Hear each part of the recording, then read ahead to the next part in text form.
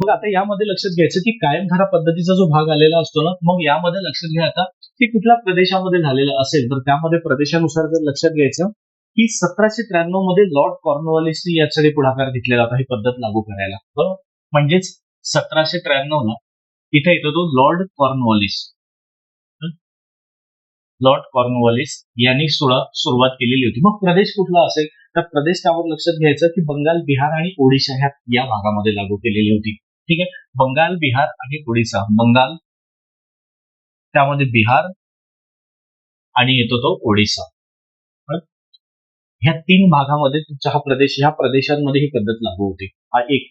त्यासोबत लक्षात घ्यायचं की ही पद्धत जी होती ना, म्हणजे याला आपण सुद्धा महसूल प्रणाली, पण याच्यामध्ये ना शेतकऱ्यांचं जरा खूप जास्त नुकसान होत चाललेलं होतं. कारण यांनी काय केलेलं होतं, हा जो महसूल होता हा कायम दरामध्ये कायमस्वरूपी केलेला होता. म्हणजे निश्चित करून दिलेला होता की नाही एवढंच तुम्हाला द्यावं लागेल, बरोबर आहे. म्हणजे शेतकऱ्यांचा, मग शेतकऱ्यांकडून इतका घ्यायचा, पण जमीनदाराने किती घ्यायचा तो त्यांचा पार्ट, बरोबर आहे. म्हणजे जर समजा आपण इकडे ब्रिटिश, इथे जमीनदार आणि इथे शेतकरी, शेतकऱ्यांनी जमीनदारांना इतका द्यायचा, हा एक, बरोबर आहे.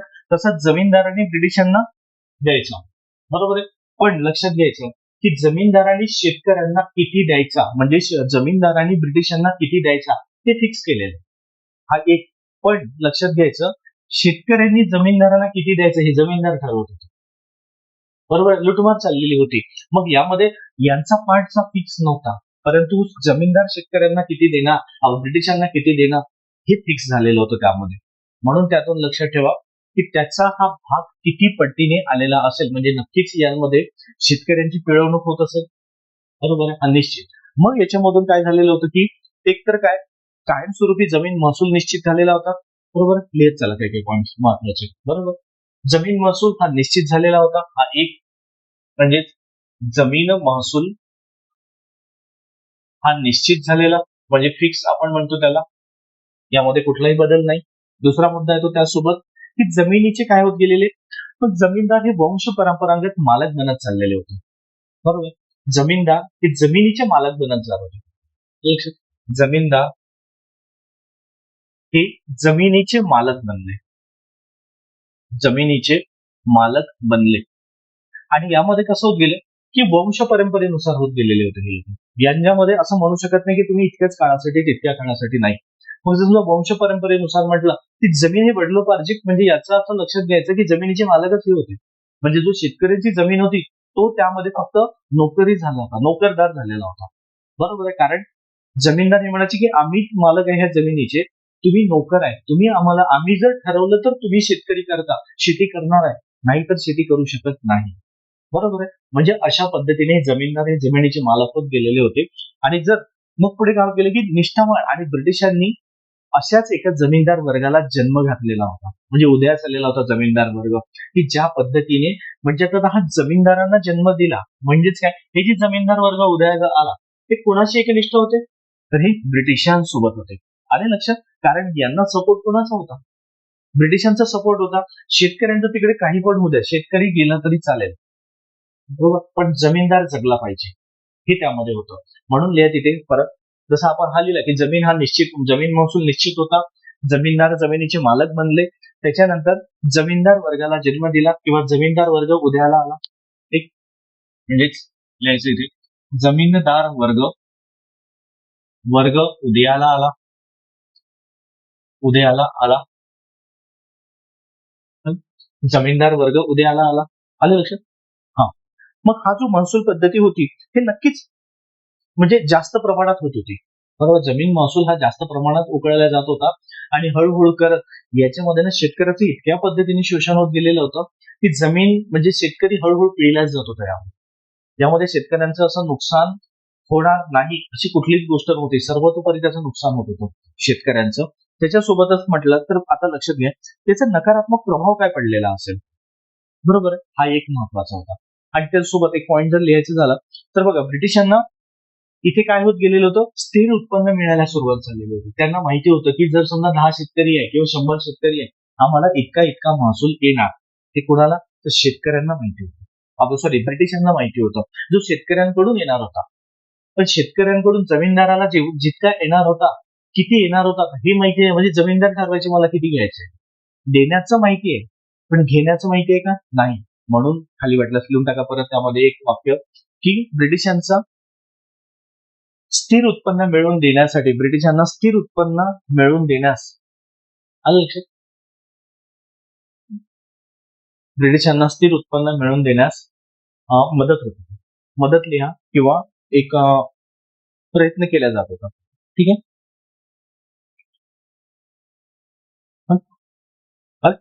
मग आता याच्यामध्ये लक्षात घ्यायचं की पुढे याचे नकारात्मक परिणाम कोणते होते, म्हणजे नकारात्मक परिणाम, त्यातला पहिला पॉइंट येतो. नकारात्मक परिणामामध्ये जर विचार केला आपण, तर एक लक्षात घ्या की नकारात्मकच्या दृष्टीने किंवा निगेटिव्हच्या दृष्टीने जर विचार केला आपण, तर बघा यांचं जमीनदार काय करायचे, फक्त शेतकऱ्यांकडून पैसा घ्यायचा ठरवलेलं होतं. पण जमिनीचा त्यामध्ये काही वापर करायचा आहे किंवा त्यामध्ये महसूल पद्धतीमध्ये सुधारणा करायची आहे, त्यांच्यासाठी काही धोरणं आणायची, काही होतं का त्यामध्ये? काहीच नाही. फक्त जमिनीचे आम्ही मालक आहे, तुम्ही जमिनीचे नोकर आहे, तुम्ही फक्त आम्हाला पैसा द्यायचा, एवढंच ठरलेलं होतं त्यांचं. आलं लक्षात? म्हणून त्यातला पहिला येतो की जमीनदारांची अनुपस्थिती निर्माण झालेली होती इथे. जमीनदारांची अनुपस्थिती, आलं लक्षात? जमीनदारांची अनुपस्थिती हा एक येतो. त्यासोबतच लक्षात ठेवायचं की अनुपस्थिती, जमीनदार अनुपस्थित राहायचे, सर्व दिसायचेच नाही कुणाला, काही संबंध नाही, तो पैसा घ्यायलाच तोंड दिसायचं त्यांचं, बरोबर आहे. आणि कृषी सुधारणेकडे दुर्लक्ष व्हायचं, आणि कृषी सुधारणेकडे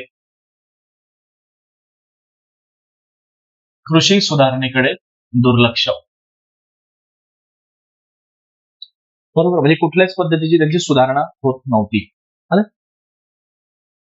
आणि त्याच्यामुळे मग काय होत गेलं की यांच्याकडे दुर्लक्ष झाल्यामुळे मग दुष्काळ परिस्थिती जर आली तर फक्त नुकसान कोणाचं व्हायचं? शेतकऱ्यांचं. याच्यामध्ये कोणाचं, त्यांना जर समजा आता एखादे धोरण ठरवलं की ठीक आहे, दुष्काळजन्य परिस्थितीमध्ये त्यांना कमी महसूल द्या किंवा नका देऊ किंवा त्यामध्ये सूट, त्याला आपण काय म्हणू शकतो, कर किंवा शेतसारा, बरोबर, शेतसारा हे सुद्धा म्हटलं जायचं त्याला. तर टॅक्स, कर, शेतसारा, महसूल ह्या नवीन नवीन शब्द त्यामध्ये येतो. पण त्यासोबत लक्षात घे, यांच्याकडे कुठेही लक्ष दिलं जायचं नाही. दुष्काळ जरी आला असेल तरी तुम्हाला द्यावंच लागणार. याच्यामध्ये कुठेही भेदभाव, म्हणजे कुठेही लक्ष दिलं जात नव्हतं. भेदभाव तर नक्की होतच होता, कारण जर एखादी जर जमीनदाराच्या जवळचा व्यक्ती असेल तर त्याला महसुलामध्ये नक्कीच सूट दिल्या जात असेल, बरोबर, ते ठीक आहे तू कमी कर. पण एखादी जर दूरचा शेतकरी आहे, तो गरीब असेल, पण त्याला सूट दिल्या जायचं नाही, त्याच्याकडून ते द्यावंच लागायचं.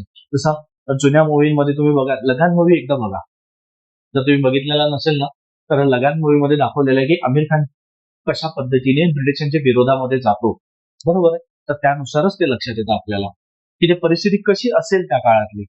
पण सर्व गावकरी एकत्र येणं, काहीच नसणं त्यांच्याकडे, कोणी भुकेनी तडपतंय, कोणी कर्जानी, कोणी आजारानी, हे सर्व परिस्थिती त्या ठिकाणी येऊन थांबलेल्या आहेत. ठीक आहे. मग आणि त्यासोबतच मग कसं होतं की अन्न सुरक्षेचा एक अभाव निर्माण होत गेलेला होता, बरोबर. म्हणजेच इथे दुसरा पॉईंट येतो, अन्न सुरक्षेचा अभाव. अन्न सुरक्षेचा अभाव यामध्ये आलेला होता. अभाव म्हणजे कमी. अन्नाची सुरक्षा होतं का काही त्यावेळेस? तडजोड होतं का? की दुष्काळ जर पडला तर तुम्हाला धनधान्य देण्यात येणार, किंवा तुम्हाला जसं आज बघा, जसं कोविड सारखी परिस्थिती भारतामध्ये आलेली होती, त्यावेळेस एकतरी जण असं भुकेने मरण पावला होता का? नाही. भारत सरकारने आपल्याला काय केलेलं होतं की राशनच्या दुकानामध्ये जिथे 2 किलो द्यायचं असेल तिथे 5 किलो द्यायला सुरुवात केली, जिथे 5 देत असेल तिथे 10 द्यायला सुरुवात केली. म्हणजे जोपर्यंत तुमची परिस्थिती पूर्ववत येत नाही तोपर्यंत तुम्हाला भारत सरकारने, म्हणजे राशनच्या दुकानामधून तुम्हाला राशन मिळालेलं, सर्वच मिळालं. त्यामध्ये साखर सुद्धा मिळायची, किंवा बीपीएलच्या कार्डवरती त्यांना जेवढं काय द्यायचं त्याच्यापेक्षा जास्त देण्याचा प्रयत्न केलेला होता त्यांनी. कारण त्या काळामध्ये काही हाताला कामच नव्हतं ना. मग हाताला काम नाही तर मग करणार काय होते, म्हणून भारत सरकारने त्या, पण ही परिस्थिती जर अशी जर परिस्थिती त्या काळात होतं का काही ब्रिटिशांच्या काळात? काहीच नाही. आले लक्षात? म्हणून त्यांनी काय केलेलं होतं की त्याला दुष्काळ जरी आला, अन्न सुरक्षेचा अभाव, म्हणजेच यामध्ये कमी म्हणू शकतो की अन्न सुरक्षेकडे दुर्लक्ष पण म्हणू शकतो आपण, बरोबर आहे. अभाव, कमी, दुर्लक्ष, तर हा मुद्दा त्या ठिकाणी येऊन थांबतोय. त्यानुसार जर आपण परत गेलो तर परत पुढे आता त्यातले एक एक मुद्दे लक्षात घेऊ आता खाली, बरोबर. हे तर झाले मेन मुद्दे. त्यांचं लक्षात आलेलं होतं की जमीनदार कुठे दिसायचे नाही किंवा कोणाशी भेटायचे नाही, काही नाही, फक्त पैशाच्या दिवशी सरळ सरळ आपलं तोंड दाखवायचे आणि म्हणायचे की काय असेल ते बघा आता पैशाचं. आलं लक्षात? मारपीट करून जबरदस्तीने त्यांच्याकडे दोनच धोरण होते, एकतर पैसे दे नाहीतर तुझी जमीन माझ्या ताब्यात राहणार. आणि लक्षात हे दोनच त्यामध्ये आलेले. आणि त्यासोबतच कृषी सुधारणेकडे दुर्लक्ष आणि अन्न सुरक्षेचा अभाव, कारण अन्नाची काही तडजोडच झालेली नव्हती जर परिस्थिती निर्माण झाली असेल तर. आलं लक्षात. आता लक्षात घ्यायचं त्यातला पहिले पॉईंट. ठीक आहे, त्यातला पहिला पॉईंट आहे, एक एक पॉईंट लक्षात घ्या. ठीक आहे, या पद्धतीमध्ये काय व्हायचं की जसं आता समजा तुम्हाला जर प्रश्न आला की कायमधारा पद्धतीचे नकारात्मक परिणाम स्पष्ट करा, बरोबर, किंवा नकारात्मक प्रभाव स्पष्ट करा, असा जर प्रश्न आला तर त्या ठिकाणी तुम्हाला आता एक मी जे सांगितलं ते एक एक पॉईंट लिहिणं गरजेचं आहे. त्याला आपल्या भाषेत स्पष्टीकरण करायचं, पण जास्त असं खूप उडून ताडून नाही, असंच आलं पाहिजे की याच शब्दात आलं पाहिजे. हाच शब्द कधीही लक्षात घ्या. जर समजा तुम्ही कॉलेजला असेल आणि जर एखादी निबंध पाठ करून गेला असेल ना, तर त्याला शाळेच्या दिवसात बरोबर समजायचे टीचरला की आजपर्यंत त्याला 4 ओळी लिहायला लावले तर नीट लिहायचं नाही ना, आता निबंध एवढा चांगला कसा लिहिला, कारण की तोही परिणाम पूर्ण पेपर नाही तर बाकी पेपर आपल्या भाषेत आणि निबंध बरोबर आपल्या भाषेत की पुस्तकी भाषेमध्ये. म्हणून काय करायचं, जेव्हा वेळेस तुम्ही पेपर सोडवता तर मुद्दे लक्षात ठेवायचे, जे महत्वाचे मुद्दे आलेले असतात ते महत्वाचे कीवर्ड असतात ते लक्षात ठेवायचे, पण त्याला आपल्या भाषेमध्ये उतरवण्याचा प्रयत्न करा. जर आपल्या भाषेत जर आपण उतरवलं नाही ना, तुम्ही याचा अर्थ समजून जायचं की गाडी जर पाठ करून गेले तर तुम्ही काय पाठ करून जाणार हे तुम्हाला माहिती नाही, पेपरला काय विचारणार हे माहिती नाही, आणि जर याच्यावरती नुकसान तुमचं होईल, मग गाडी पुढेही जात नाही मागेही जात नाही. जसं आपण बेचे पाडे वगैरे बघा शाळेमध्ये पाठ करून उभं केलं पाडे म्हणा, मध्ये जर अडकला बेपंचम हात होतो, पुढेही जात नाही मागेही जात नाही, पुन्हा बेपंचम बेदोन चार असं व्हायचं ना. तसंच इथे व्हायला नको, म्हणून काय करायचं, छोटी डायरी करायची, बरोबर, एक डायरी राहू द्यायची, बरोबर, छोटं डायरी म्हणा बुक म्हणा जे असेल ते. मग काय करायचं की जे जे महत्वाचे, जसं आता मी म्हटलं की तुम्हाला कायमधारा पद्धतीचे सकारात्मक परिणाम, त्याचे नकारात्मक प्रभाव कोणते पडतात आणि त्यांचा एक एक पॉईंट, बरोबर. तर समजून घ्यायचा पूर्ण मुद्दा आणि छोट्या डायरीमध्ये एका पेजमध्ये तुम्हाला ट्री डायग्राम काढून ठेवून द्यायची डायग्राम. कारण लक्षात ठेवा, ट्री डायग्राम म्हणा फ्लो चार्ट म्हणा हे तुम्हाला इथे एका दिवसात रिव्हिजन करायला कामात पडते. कारण आता बघा, जर आता राज्यसभेचे प्रश्न पेपर सुरू आहे तर ते एका दिवसाला एक पेपर राहतो ना, आणि एका पेपरमध्ये फक्त एकच विषय नाही आहे ना. जर तुम्हाला पेपर 1 ला म्हटलं तर तुम्हाला आर्ट अँड कल्चर पण आलेलं आहे, आधुनिक भारत आहे, वर्ल्ड इतिहास आहे, बरोबर, सोबत वर्ल्ड जिओग्राफी पण आहे, सोबत भारतीय समाज हा सुद्धा टॉपिक आलेला आहे. मग अशा पद्धतीने ते फक्त 2-2 ओळीमध्ये आहे का 2-2 पेजमध्ये आहे का, नाही आहे ना. मग त्याला सर्व घेऊन तुम्हाला शॉर्ट मध्ये रिवाइज करायचं असेल तर कसं करणार, नोट्स वाचत बसू शकणार का, नाही. अशा वेळेस तुम्हाला फ्लो चार्ट कामात पडतो. किंवा एखादी न्यूज वाचत आहे, जसं आता तुम्ही ही न्यूज वाचत आहे, समजा आता लोकसभेचा जो मुद्दा चाललेला आहे किंवा आता विधेयक, बरोबर आहे, एक नामंजूर झालेला आहे, मी व्हिडिओ टाकलेला आहे एकदा बघायला. तर त्यानुसार एक लक्षात घ्यायचं की मग त्यामध्ये तुम्हाला कीवर्ड काढून तुमचा एक मुद्दा तयार करता आला पाहिजे. आलं लक्षात. का बरं नामंजूर झालं, त्याची कारण आलं लक्षात. मग एखादी विधेयक मंजूर होण्यासाठी त्याची प्रक्रिया काय असतात, घटना दुरुस्ती प्रक्रिया काय असेल, बरोबर, आणि त्याचा परिणाम कोणत्या मुद्द्यावरती घेऊन जाणार, की त्यामध्ये महिला सक्षमीकरण होणार, बरोबर. मी सर्वात शेवटी सांगितलेले 3 मुद्दे लक्षात घ्या व्हिडिओमध्ये. तर त्यानुसार एक लक्षात घ्यायचं की त्याचं, आणि महिला सक्षमीकरणासाठी तुम्हाला हे चांगलं कंटेंट मिळतं, बरोबर. जेव्हा तुम्ही निबंध लिहिणार ना, वुमन एम्पॉवरमेंट आलेला आहे निबंध, तसंच तुम्हाला येऊ शकतो पुढे पण, किंवा महिलांचे राजकारणातील आरक्षण, बरोबर आहे, खरंच किती योग्य आहे, काय आहे, कशा पद्धतीने काही पण विचारू शकेल की महिलांसाठी आरक्षणाची तरतूद आहे नाही आहे, नकारात्मक आहे, कमी आहे, जास्त आहे, घटनात्मक दृष्ट्या की महिलांवरती अत्याचार होत आहे का, खरंच अन्याय होत आहे का, तर अशा गोष्टींनी लक्षात घेणं महत्वाचं राहतं, बरोबर. म्हणून लक्षात घ्यायचं की मुद्दे तुम्हाला कसे कामात पडेल, एवढं डोक्यात ठेवायचं की पुढच्या वर्षीची मुख्य द्यायची आपल्याला, आणि त्यानुसार मग पाऊल टाकण्याचं काम करायचं पुढे. आलं लक्षात. चल बघा आता पुढे, त्यामधला पहिला मुद्दा येतो इथे शेतकऱ्यांचे शोषण. शेतकऱ्यांचे शोषण व्हायचे का, शोषण किंवा पिळवणूक, बरोबर. मग शेतकऱ्यांचे शोषण किंवा पिळवणूक जर होत असेल तर आज याच्यामध्ये एक एक मुद्दा कशा पद्धतीने समाविष्ट होतो तो बघायचा. शेतकऱ्यांची पिळवणूक नक्की व्हायची. मग आता पिळवणूक जर होत असेल, आज आपल्याकडे तुम्ही जर शेती एखाद्याला जर आज गहाण ठेवतो म्हटलं, किंवा एखाद्याकडे बटईने दिली, एखाद्याला मक्त्याने दिली, बरोबर, तर काय करतात, लिहून घेतात, लेखी होतात, बरोबर. असं नाही की हा तुला जे 2 लाखामध्ये घेऊन घे, आणि उद्या जर तो पलटला माणूस तर मी 2 लाखात म्हटलंच नाही, तुम्हाला 3 लाख म्हटलं होतं असं. मग अशा वेळेस आज लेखी होतात, कुठलाही व्यवहार असू द्या, तुम्हाला लिहून घेतले जातात की मी या काळासाठी इतक्या काळासाठीच मी शेती देत आहे, आणि त्यातही साक्षीदार ठेवतात. जर घरची शेती दिली असेल तर एकदा लक्षात घ्या, बरोबर आहे, करतात ना. कधी ह्या व्यवहारामध्ये लक्ष घालायचं, बरं तुम्हाला हे बारीक व्यवहार कुठेही शिकवले जात नाही, हे आपल्या आजूबाजूलाच कळतं. तर तशाच पद्धतीने इथे त्यावेळेस लिहून घेतलं जात होतं का? तर अजिबात नाही. म्हणजे शेतकऱ्याला जर आपण जर त्यांनी म्हटलं की 100 रुपये तुझा किराया असेल किंवा महसूल द्यायचा, वार्षिक महसूल वर्षाचं उत्पन्न निघाल्यानंतर, त्यांनी म्हटलं नाही 100 नाही 200 रुपये लागेल, त्याला द्यावंच लागायचं. कारण एक तर लेखी राहायचं नाही कुठे, आणि जमीनदार शेवटी त्यांचा जमिनीचा मालक होता ना. हा ज्याची जमीन असून हा सुद्धा तिथे नोकर म्हणून काम करायचा, बरोबर. मग तिथे तोच मुद्दा येतो की लेखी करार न करता भाडे जास्त दिले जाते. म्हणजे लेखी करार नव्हता यामध्ये, असं लिहायचं. लेखी करार नव्हता, हा एक मुद्दा येतो, बरोबर. म्हणजे लेखी करार कुठल्याही पद्धतीने दिला जात नव्हता त्यामध्ये. ठीक आहे. शेतकऱ्यांवरती आर्थिक दबाव दिला जात होता, बरोबर. शेतकऱ्यांवरती आर्थिक दबाव, शेतकऱ्यांवरती तिथे आर्थिक दबाव होता. कुठेही त्या पद्धतीने त्यांनी सूट दिल्या जात नव्हती. म्हणजे सारखं त्याला टेन्शन राहायचं की अरे मला पैसे द्यायचे किंवा इतके द्यायला लागायचे, अशा पद्धतीने लक्षात घ्यायचं पुढे. आणि जेव्हा शेतकरी जर पुरेसं पीक घेऊ शकत नसेल, बरोबर आहे, म्हणजे पुरेसं त्याला उत्पन्न देण्याजोगं सुद्धा झालेलं नसेल त्याला उत्पन्न, तर अशा वेळेस ते काय करायचं, त्यांना कर भरण्यासाठी कर म्हणून त्याला कर्ज काढावं लागायचं. म्हणजे सावकारशाही जन्माला आले की आता परत, बरोबर आहे. जेव्हा लक्षात घ्यायचं, जेव्हा शेतकऱ्याला पुरेसं पीक व्हायचे नाही, किंवा असं लिहायचं की पुरेसे पीक होत पुरेसे पीक न झाल्यामुळे पुरेसे पीक न झाल्यामुळे कर भरण्यासाठी कर्ज काढावे लागत. कर भरण्यासाठी कर भरण्यासाठी कर्ज काढावे लागत.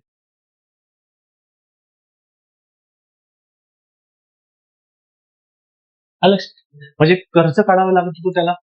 म्हणजे यातून लक्षात घ्यायला, जर 100 रुपये देण्यासाठी हा 100 रुपये दुसरीकडून घेणार, पण फक्त 100च नाही, तर त्याचं व्याज पण द्यावं लागणार. म्हणजे आज तो 100 रुपये घेणार आणि तो परत कधी करणार, तर पुढच्या पिकावर. मग त्याला 100चे 1000 रुपये द्यावं लागायचे. म्हणजे झालं परत शोषण. म्हणजे एक चुकल्या 100 रुपयासाठी त्याला कितीतरी पटीने द्यावं लागायचे. मग पुढल्या वर्षी तेही द्यावं लागायचे आणि परत पुढल्या वर्षीचा महसूल पण द्यावा लागायचा. म्हणजे डबल भार पडला. आणि मग परत त्याचे तर 1000 रुपये द्यायचेच आहे, पुढे यांना पण कर्ज द्यायचं, म्हणजे महसूल द्यायचे जमीनदारांना. आणि त्याच्यानंतर मग हे दोन्ही भार पडल्यानंतर पुन्हा तिसरं दुसरीकडून द्यायचं.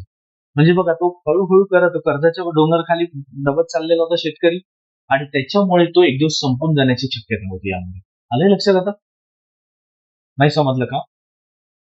आलंय ना? अरे एकीकडून काढलं, दुसऱ्याचं याला नेऊन द्यायसाठी पुन्हा दुसरीकडून काढायचं, आणि दुसऱ्याला द्यायसाठी पुन्हा तिसरीकडून काढायचं.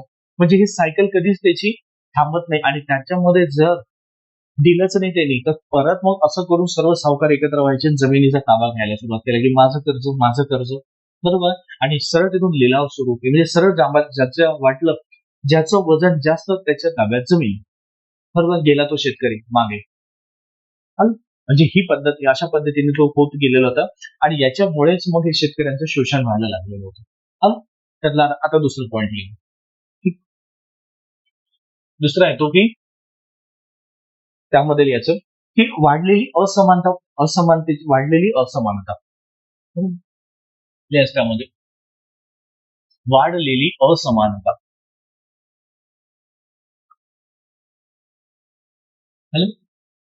वाढलेली असमानता म्हणजे जो असमानता म्हणजे भेदभाव म्हणू शकतो आपण, कमी जास्त स्वरूपामध्ये ज्यांच्या मनात आलं त्या पद्धतीने ते लोक कर्ज काढायला सुरुवात केली. म्हणजे आपल्याकडून महसूल उकळायला सुरुवात केलेली होती त्यांनी. ठीक आहे. मग त्यामध्येच बघा आता मुद्दा करतो की जमीनदार काय होत गेलेले, की यामधून असमानता वाढत गेली. म्हणजेच लक्षात घ्या, जो शेतकरी असेल हा श्रीमंत होईल का कधी, आणि जमीनदार कधी गरीब राहील का? म्हणजे गरीब हा गरीब होत गेला आणि श्रीमंत हा श्रीमंत होत गेला. म्हणजे आर्थिकदृष्ट्या असमानता वाढत गेली दोघांमध्ये, बरोबर. आणि जिथे असमानता वाढत गेली तिथे नक्कीच भेदभाव वाढत गेले. जिथे मग धार्मिक दृष्ट्या असू द्या की आर्थिक दृष्ट्या असू द्या, नक्कीच भेदभाव वाढत गेला. म्हणजेच त्यामध्ये असमानतेची म्हणजे समानतेची भावनाच राहिलेली नाही. आलं लक्षात? म्हणजेच त्यानुसार लक्षात घ्यायचं की मुद्दा येतो की जमीनदारांना काय होत गेलं, एक श्रीमंत वर्ग, म्हणजे यातून लक्षात घ्यायचं की जमीनदार एक श्रीमंत वर्ग जन्माला आला, बरोबर आहे. म्हणजेच इकडे जमीनदार श्रीमंत वर्ग उदयाला आला. आलं लक्षात? की ते एक श्रीमंत वर्ग उदयाला आला. त्याचा जो जमीनदार एक दिवस काहीच नव्हता, तो जमिनी हडपून तो पुढे पुढे जायला सुरुवात झालेली होती त्याची. बरोबर? त्यातूनच की- आणि त्याच्यामुळे मग आर्थिक अस्थिरता पण निर्माण झाली.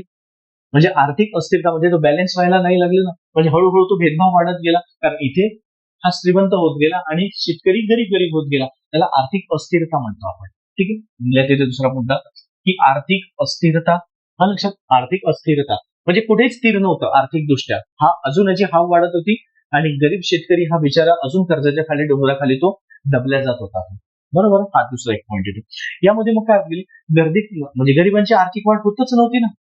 बरोबर. हा एक येतो. त्याच्यासोबत दिवसेंदिवस आणि याच्यामुळे मग काय होत गेलं, ते श्रीमंत वर्ग हे यांच्यावरती दबाव टाकायला सुरुवात केली होती. दिवसेंदिवस हळूहळू करत मग त्यांचा मग अशा वेळेस काय करायचे, ते अत्याचार पण करायचे. मग कोणाच्या मुलींवरती अत्याचार, कोणत्या मुलांना आपल्या कामाशी ठेवणं, गुलाम करून किंवा आपल्या काम मजुराला ठेवणं. हा एवढं एवढं काम करायचं नाही तर असं तरी भीतीपोटी त्यांना भीती देणं, दबाव टाकणं. म्हणजे हळूहळू करत त्या व्यक्तीला तसंच संपवून टाकणं, म्हणजे जिवंतपणे मरण यातना भोगण्याची परिस्थिती होती शेतकऱ्यावर. आलं? तुम्हाला याच्यामध्ये वगैरे मूवीमध्ये दाखवतात ना, ते केजीएफ सारख्या मूवीमध्ये. बरोबर. कशी पद्धतीने त्याचे हाल करून घ्यायचे. मग जुने मूवी बघा एखाद्या वेळेस तुमच्या लक्षात येईल की ही परिस्थिती थोडं आठवायची की ही परिस्थिती अशी असेल का काळामध्ये. बरोबर. बरेच मूवी आहे. आपण काय करतो, मूवी बघतो पण वेगळ्या बाजूनी, पण तसं नका करू. जसा मंगल पांडे मूवी आहे त्याच्यामध्ये त्यांनी 1857 उठावाची कशी सुरुवात झाली हे दिसतं. बरोबर आहे. त्याच्यासोबत वासुदेव बळवंत फडकेचा एक मराठी मूवी आहे, तो बघा. त्यातून लक्षात येतं की कशा पद्धतीने त्यांचं व्यक्तिमत्व होतं. जसं लोकमान्य टिळकांचा मूवी आहे. बरोबर आहे. बाळगंगाधर टिळक, तो बघा की त्यांच्यामधून त्यांनी कशा पद्धतीने जहाल वाजायला सुरुवात केली ते तर बघून घ्या. आपल्याला प्रत्येक मूवी जे येत आहे ना, हे काहीतरी विषय घेऊन येत आहे. आताची मूवी बघा येते 5-10 वर्षातली. प्रत्येक मूवी काहीतरी विषय घेऊन येत आहे. आधीचं तर वेगळ्या स्टोऱ्या राहायच्या, पण आताची मूवी, आता प्रत्येकच मूवी येत आहे मी असं नाही म्हणत आहे, पण काही मूवी येत आहे चांगली. म्हणजे चांगले येतात ते बघायचं ना. बाकीचे उगीच कशाकडे आपलं लक्ष द्यायचं की ज्यामधून तुम्हाला हाच विचार करा, जर एखादी व्यक्ती 3 तासाचा मूवी तयार करत असेल तर तो अभ्यास किती करत असेल.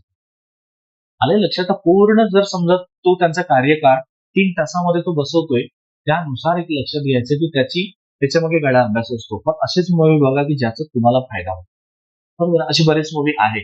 आताही लक्षात घ्या ना, आहे तुम्ही वाटलंच मी सांगेल तुम्हाला कुठले कुठले बघायचे तुम्ही बघा. एका दिवशी नाही तर थोडे थोडे बघत चला, पण त्यातून बऱ्याच गोष्टी शिकायला मिळतात तुम्हाला. आलं लक्षात? आणि खास करून मराठी मूवी विषयावरती येते. बरं. जसं ते तुंबाड वगैरे नाही का, तुंबाड कादंबरीवरती आता तुंबाड 2 पण येत आहे. तर कादंबरी आहे, जो रत्नागिरी जिल्ह्यामधला एक गाव आहे तुंबाड, त्याच्यावरती तो आलेला आहे. हॉरर मूवी आहे. बरोबर आहे.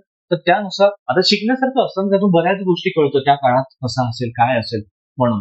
आणि खूप महत्वाच्या बरं आत्ताच्या ह्या राज्यसेवा मुख्याला तुम्ही म्हणाल ना, हा पुस्तकी भाग तुम्हाला 50%च आहे.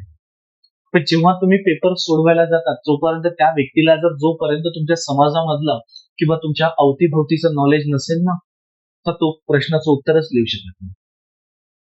कारण त्यांचा आधीच्या मुलाखत फक्त 100 मार्काची असायची, आताची मुलाखत 275 मार्काची. म्हणजे 175 मार्क्स का बरं वाढवले असेल? विनाकारण त्यांना हौस नाही, तर त्यामुळे लक्षात घ्यायचं की तुम्हाला पुस्तकी किडा त्यांना घ्यायचं नाही की IIT इंजिनियर आहे, बरोबर आहे, MD डॉक्टर आहे मेडिकल फील्डचा, काहीच घेणं देणं नाहीये. त्यांना फक्त समाजासाठी काम करायचा माणूस पाहिजे, समाजामध्ये राहणारा माणूस पाहिजे. म्हणून लक्षात घ्यायचं की तुम्हाला त्या पद्धतीने स्वतःचं व्यक्तिमत्व डेव्हलप करायचं. बरोबर आहे. पुस्तकी किडा नाही राहायचं. जेवढं तुम्हाला अदर ऍक्टिव्हिटीज मध्ये रमता येईल, ज्या गोष्टी जाणून घेता येईल, खोलात जाता येईल, तेवढं जाण्याचा प्रयत्न करा. बघा, तुम्हाला लिहायला ना असे कंटेंट शोधावा नाही लागणार, सहज तुमच्या डोक्यात राहणार. पटापट पटापट मुद्दे विचार करायचा की मी त्या ठिकाणी असतो तर काय झालं असतं. आणि बस उत्तरांनी सुरायला सुरुवात होता. तुमचे स्वतःचे विचार मांडणं गरजेचं.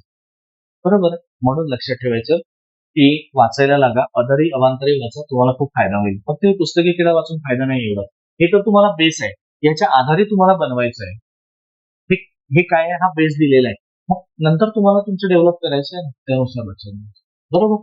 आणि एक्झाम खरंच कठीण नाहीये, सोपी आहे. उलट जर म्हणाल पोलीस भरती सरळ सोपी, हे कठीण आहे. खरंच कठीण आहे, कारण तुम्हाला तेवढं दिसत हो किंवा नाही, तिथे तुमच्या विचारांना काही वावच नाहीये. तुमचे विचार तिथे मांडावं लागतं का? नाही. पण इथे तुम्हाला तुमचे विचार उतरवायचे. मग याच्यासाठी तुमचे विचार पॉझिटिव्ह पाहिजे, तुमच्या डोक्यात भरलेला पाहिजे कंटेंट, तेव्हा तुम्ही उतरू शकता. हे सर्वात महत्वाचं. आलं ना लक्षात? म्हणून त्या दृष्टीने विचार करा, नक्कीच एका वर्षात निघतो. ठीक आहे. त्यानंतर दुसरा मुद्दा येतो की हे लोक जमीनदारावरती अवलंबून राहायला लागलेले होते. बरोबर आहे. तिसरा येतो यामध्ये जमीनदारावरती अवलंबून, आणि जमीनदारावरतीच अवलंबून राहत होता ना शेतकरी, जोपर्यंत त्याला तो म्हणायचा तो. बरोबर आहे. मग याच्यामध्ये काय होत होतं, जर शेतकरी जमीनदारावरती अवलंबून राहत होता, यामध्ये भ्रष्टाचार सुद्धा व्हायचा. बरोबर. मग काय येतो, एकदा निष्काळजीपणा, भ्रष्टाचार त्यांना कुठेतरी थारा मिळत होता. म्हणजे निष्काळजीपणा आणि भ्रष्टाचार जास्त व्हायचा. ते भ्रष्टाचार म्हणजे तेच म्हटलं ना तुम्हाला, जर हा शेतकरी आहे, हा जमीनदार आहे आणि हा ब्रिटिश आहे, तर शेतकऱ्याकडून जमीनदार किती घेणार हे फक्त जमीनदाराला माहिती. बरोबर आहे. पण जमीनदार हा ब्रिटिशांना किती देणार हे ब्रिटिशांना माहित आणि जमीनदाराला माहित. कारण इकडे याचा आकडा जर 100 रुपये असेल, तर हा इकडे किती पण वाढवून घेत होता ना, शेतकऱ्याची परिस्थिती बघून किंवा नाही बघून एवढं लागेलच पिळून. म्हणजे ह्या पद्धतीने लक्षात घ्या, म्हणजे आलं भ्रष्टाचार आणि निष्काळजीपणा. बरोबर. हा एक मुद्दा येतो त्याच ठिकाणी. त्यासोबत लक्षात घ्यायचं की बऱ्याच वेळा मग काय होतं ना, शेतकऱ्यांचे जीवन म्हणजे कुठेही म्हणजे शेतकऱ्याचं कल्याण होईल असा कुठेही विचार नव्हता यामध्ये. बरोबर. म्हणजे शेतकऱ्याच्या कल्याणाचा विचार नव्हता यामध्ये. तिसरा येतो की शेतकऱ्यांच्या कल्याणाचा विचार नव्हता. म्हणजेच काय असेल, स्वार्थीपणा. बरोबर. म्हणजेच स्वार्थीपणा. लक्षात, स्वार्थीपणा आलेला होता त्यामध्ये. स्वार्थी वृत्ती, आपल्या फक्त मी आणि मीच. त्यानंतर येतो की ब्रिटिश राजवटीला एक त्यांना जोरदार पाठिंबा द्यायला सुरुवात केला होता. यांना एकच वाटायचं, जमीनदार म्हणजे काही ब्रिटिश लोक नव्हतेच, भारतीयच होते. बरोबर आहे. म्हणजे ब्रिटिशांनी आपलाच माणूस आपल्याला कसा पिळतो हे उदाहरण आहे त्यामध्ये. आजही बघा ना, आपलाच माणूस आपला शत्रू आहे, तिसरा नाही आहे शत्रू. बरोबर आहे. तिसऱ्याला काहीच माहित नाही ह्या व्यक्तीचा वीक पॉईंट काय आहे. तर त्यानुसार इथे ते चाललेलं होतं की जमीनदाराचा पाठिंबा हा ब्रिटिशांना होता. बरोबर. तिथे नेक्स्ट पॉईंट होता चौथा. ठीक आहे. जमीनदाराचा पाठिंबा हा ब्रिटिशांना आलेला होता. मग त्यासोबत लक्षात घ्यायचं की एकतर समजा यांनी का बऱ्याच काळापासून ताकदवर जमीनदार वर्ग एक जन्माला आलेला होता. हा एक ब्रिटिशांमुळे, कारण ब्रिटिशांचाच पाठिंबा होता त्यांना. जमीनदाराला तुम्ही करा काम, मी आहे तुमच्यासोबत, कारण भीती नव्हती ना कुठलीच. बरोबर. इकडे म्हटलं तर जमीनदाराला आपल्या शेतकऱ्यांना पिळायचं आणि इकडे ब्रिटिशांना नेऊन द्यायचं आणि सोबत ब्रिटिश पाठीशी राहायचे, आणि त्याच्यासोबत ब्रिटिशांच्या न कळत सुद्धा हे लोक आपलाच हेतू किंवा आपल्या जे काही समजा त्यांना काय म्हणू शकतो आपण त्याला, की ज्या पद्धतीने आपला फायदा होईल अशा पद्धतीने वागणूक करायची याची, आणि हजारो एकर जमिनी स्वतःच्या ताब्यात घेऊन घ्यायची. यासोबतच लक्षात द्यायचं की ब्रिटिश राजवटीला काय होतं ना, समर्थन मिळालेलं होतं यांच्यामुळे. बरोबर आहे. हा एक. आणि त्याच्यासोबत लक्षात घ्यायचं की हे लोक कळत न कळत अप्रत्यक्षपणे, म्हणजे डायरेक्ट इनडायरेक्टली हे लोक ताकदवर होत चाललेले होते. म्हणजे यांच्याकडे पैसा अमाप येत चाललेला होता, संपत्ती अमाप येत चाललेली होती, आणि त्याच्यासोबत लक्षात घ्यायचं एकतर पिळवणूक होतच होती, त्याच्यासोबत लक्षात घ्यायचं की यांच्या वाईट सवयींना सुद्धा चालना मिळत होती. वाईट सवयी आणि त्यांच्याविषयी लक्षात घ्या, जर समजा पूर्ण गावातील व्यक्ती असेल, सर्व नागरिक, सर्व शेतकरी, तर त्या व्यक्तीच्या विरोधात जायला लागलेले होते हळूहळू करत. बरोबर आहे. पण हा जमीनदाराच्या विरोधात जाऊ शकत नव्हते अचानकपणे, किंवा त्याला विरोधात जरी गेले तरी सरळ समोरासमोर देऊन तोंड देऊ शकत नव्हते, कारण जमीनदाराला पाठिंबा ब्रिटिशांचा होता. बरोबर. आणि हा सर्व राग जर म्हणाल तर बाहेर कधी पडला असेल, तुम्हाला काय वाटतं? कधी पण कुठल्याही गोष्टीचा एका लेवलपर्यंत, पातळीपर्यंत आपण समजू शकतो, त्याच्या पलीकडे जर उद्रेक होतो, तुम्हाला काय वाटतं कधी झाला असेल? तुम्हाला माहिती आहे 1857च्या उठावामध्ये आले लक्षात. कारण त्या याच्यामध्ये, कारण हळूहळू करत 1857चा उठाव हे एका दिवसाचं कारण नव्हतंच. हे सर्व ह्या जी पद्धती होत्या, महसूल पद्धती म्हणा, जो काही ब्रिटिशांचा अत्याचार होत होता, तर हे सर्व त्या दिवशी बाहेर पडलेलं होतं. कारण 1793ला आपली कायमधारा पद्धत आलेली होती. बरोबर आहे. नंतर महालवारी पद्धत आली 1822ला, परत त्यासोबत तुमची रयतवारी पद्धत आलेली. बरोबर. आणि 1822 वरून 1857 किती, बरोबर आहे, 25-30 वर्षाचा कालखंड.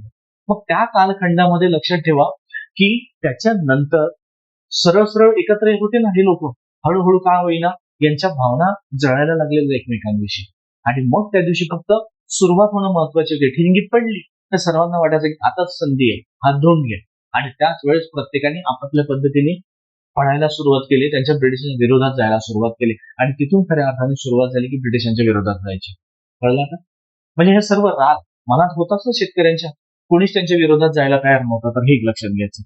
कळलं आता इथे? आता एक लक्षात घ्यायचं. आता पुढच्या पद्धतीवरती येतो आपण. हेच म्हणजेच कुठली असेल तर आता रयतवारी पद्धत.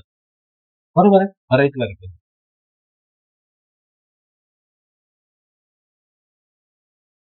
ही कायमधारा पद्धत मीच बोललो ना, तेच डेफिनेशन मध्ये तेच आपण एक एक एक एक बोलत आलेलो आहे आतापर्यंत. आणि हा याचे पॉईंट्स काहीच नाहीये, हाच आहे, एकच पॉईंट्स होतं. कारण याचे जर पॉईंट्स म्हणाल तर मी आता बोललोय ना तुम्हाला. बरोबर आहे. कारण यांच्यामुळे मग काय होत गेलं की जमीनदारांना ब्रिटिशांचा पाठिंबा होता, त्याच्यामुळे त्यांच्या विरोधात कोणी जायला तयारच नव्हतं. आलं लक्षात? तर हे आणि कायमधारा म्हणजे काय हे जर डेंग टाकलेलं असेल तर कायमधारा म्हणजेच मी आधी सुरुवातीला बोललो तेच, की तो निश्चित स्वरूपाचा कालखंड, निश्चित याला निधी आहे. बघ, आलं लक्षात? समजलं ना आता? की कायमधारा. बरं. हा कायमधारा जर इन शॉर्ट मध्ये सांगायचं असं लक्षात घ्यायचं. बघा, कायमधारा जर आपण एखाद्याने विचारलं तुम्हाला की कायमधारा म्हणजे नेमकं काय, यालाच परत नवीन नाव येतं जमीनदारी पद्धत पण म्हटलं गेलेलं आहे, यालाच मालगुजारी पण म्हटले गेले आहे, यालाच तुम्हाला जहागीरदारी पण म्हटलेलं आहे आणि बिजवेदारी सुद्धा म्हटलेलं आहे. बरोबर आहे? हे सर्व नाव जसं आजही आपल्याला म्हणतात ना तरी जहागीरदारी का म्हणते कुठून घेतो आपल्या वस्तूंचा, असं आलं लक्षात. मग त्याच्यासोबत लक्षात घ्यायचं, त्यांनी जर एखाद्याला तुम्हाला सांगायचंय कायमधारा म्हणजेच काय, कायम स्वरूपामध्ये काही कमीत कमी 10 वर्षासाठी सुरुवातीला त्यांनी एक महसूल निश्चित केलेला होता. कायम स्वरूपात की 10 वर्षापर्यंत हा महसूल राहणार, याच्यामध्ये काही बदल होणार नाही. बरोबर. म्हणजे तो कायम स्वरूपात झाला, तो निश्चित करून दिलेला होता. आलं, यामध्ये कोणीही बदल करणार नाही. म्हणजेच कायमस्वरूपी झालेला तो एक प्रकारे महसूल, त्यालाच कायम म्हटलं गेलेलं आहे. कायमस्वरूपी फिक्स करून दिलं की याच्या पलीकडे देता येणार नाही तुम्हाला, किंवा हा शेतकऱ्यांकडून इतकाच घेतला जावा किंवा आम्हाला इतकं देण्यात यावा, तो फिक्स असायचा प्रत्येक जमीनदारांना.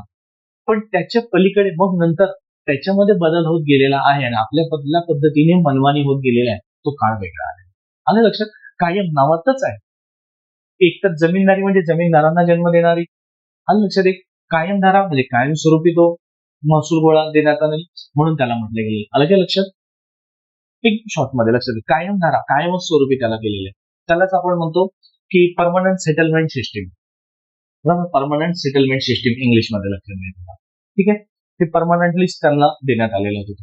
आता लक्षात घ्यायचं की रयतवारी पद्धत, ही रयतवारी पद्धत जर आपण लागू केलेली आहे तर तशी तर रयतवारी पद्धतीची सुरुवातच 20 पासून झालेली आहे. जरी मी 1822 म्हटलं, पण सुरुवातीला एक पायलट किंवा एक प्रायोगिक तत्वावरती जर आपण बघितलं ना तर त्याची पद्धतच आपल्याला येते की 1820 पासून येतं रयतवारी पद्धत. पण खऱ्या अर्थाने ती बाहेर आली तीच 22. बरोबर. मग 22ला जर म्हणाल तरी 20ला आधी प्रायोगिक तत्वावरती सुरुवात झालेली, 22ला बऱ्यापैकी प्रदेशांमध्ये आलेली, म्हणजेच मद्रास आणि बॉम्बे प्रांतामध्ये आलेली. बरोबर. आणि त्याच्यानंतर मग हळूहळू करत 1828 पर्यंत सर्वीकडे जे पसरलेली पद्धत म्हणजे तुमची रयतवारी पद्धत आहे. बरोबर. आता हे रयतवारी पद्धत जरी बघायला गेलं तर याच्यामध्ये नुकसान नव्हतं शेतकऱ्याचं असं नाही, यामध्ये सुद्धा नुकसान होतच. पण यांनी कसं केलेलं होतं, इथे जमीनदार वर्ग नव्हता जन्माला आला, इथे डायरेक्ट शेतकरी आणि ब्रिटिश राहायचे. बरोबर आहे. इथे तुम्हाला म्हणजे दिसणार नाही की कोणीतरी यांचा महसूल घेत आहे. ब्रिटिश डायरेक्टली जायची किंवा शेतकरी ब्रिटिशांपर्यंत पोहोचायचे इतके. मग आता तिकडे जरी समजा तुम्हाला फिक्स करून दिला होता की तुम्हाला माहित राहायचं की उत्पन्न जर समजा तुम्हाला 100% जरी झालाय, बरोबर आहे, तरी तुम्हाला एक किंमत जी होती ते द्यावंच लागायची. बरोबर आहे.